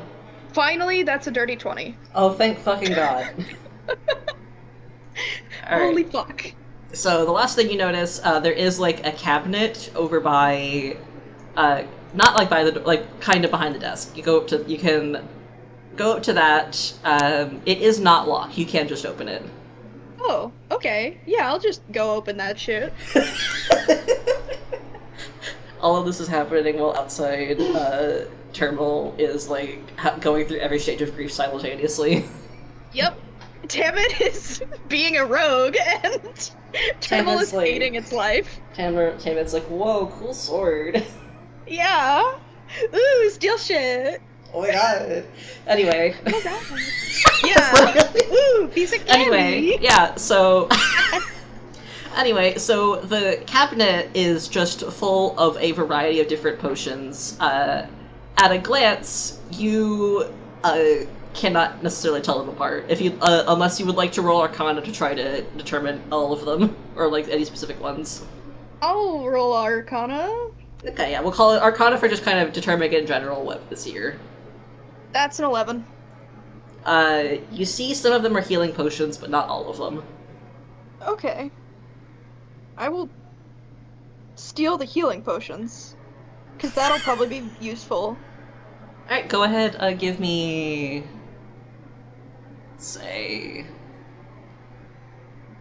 Roll me 2d4. Okay. Wait, no, wait, Oh. sorry, roll me a d6 first, then roll me a d4.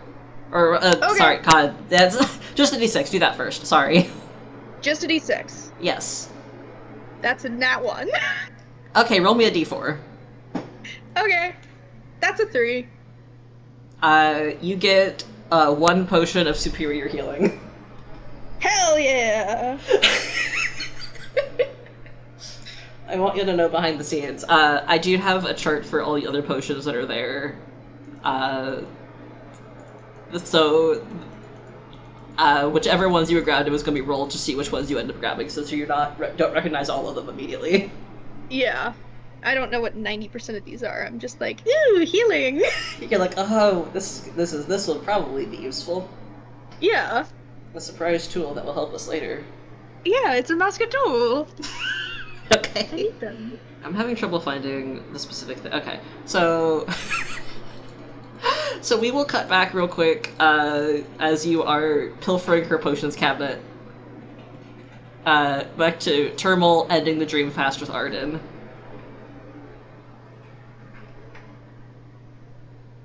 And Arden, as the dream fast ends, is just like... Yeah, I told you it was crazy, right? I don't know what they were doing, but it was weird.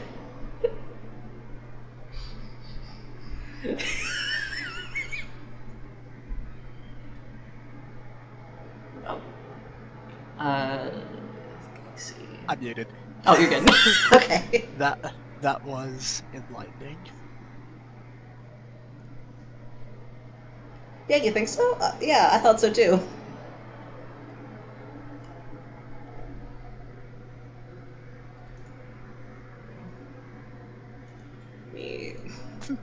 God, is Triple just not going to say anything else to this poor person? That's it. Yeah, Arden is going to keep trying to make conversation with you and ask, like, what you're doing back, why, like, oh, I thought you had the day off, why are you back so soon? I was given a different task. Oh, is it about, they gesture vaguely, the prince, and all that?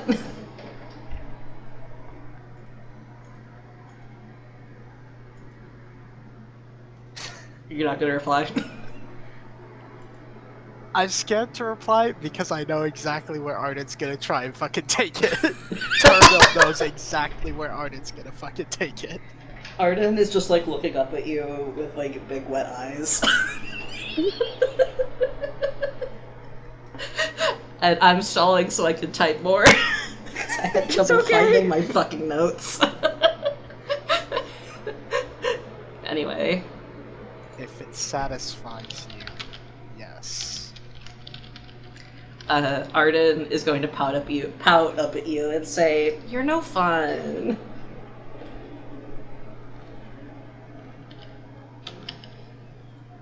It's just shaking its head. God damn.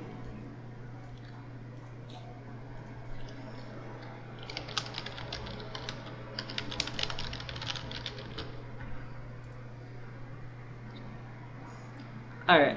Arden is just going to keep trying to make conversation, while Terminal is just a brick wall about it, I assume. Yes. And that's going to continue for a good few minutes.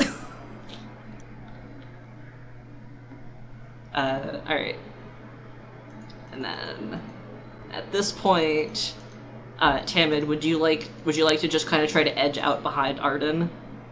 Yes. Alright. Go ahead and give me stealth with advantage, because they are fully locked in on trying to get Terminal to talk to them.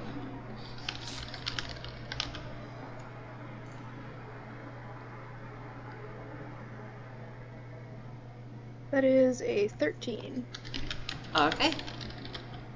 You are able to pretty easily slip out behind Arden and can just see very easily as Terminal is just standing there while Arden is, like, up on the tips of its toes trying to make conversation. Yeah.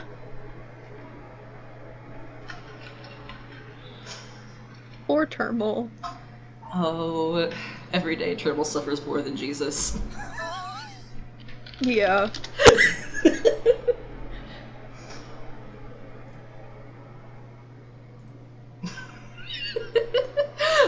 How would you like to alert the Terminal that you have left the study? If you would like to. I will... I guess, like, fucking hand, or tap it again. Yeah, I'll tap it. Hell yeah. Just So finger talk that bitch real so quick. you feel a tap on your... You feel a series of taps on your shoulder. Just not even reacting. Just going to look like it's just at the point of having enough of this and go, I have other places to be. Oh. Arden is visibly disappointed as you have, I imagine, just start walking away immediately. Yep. Yep. Yep. They will call after you. You are so boring. You're not fun at all. You're not fun at all.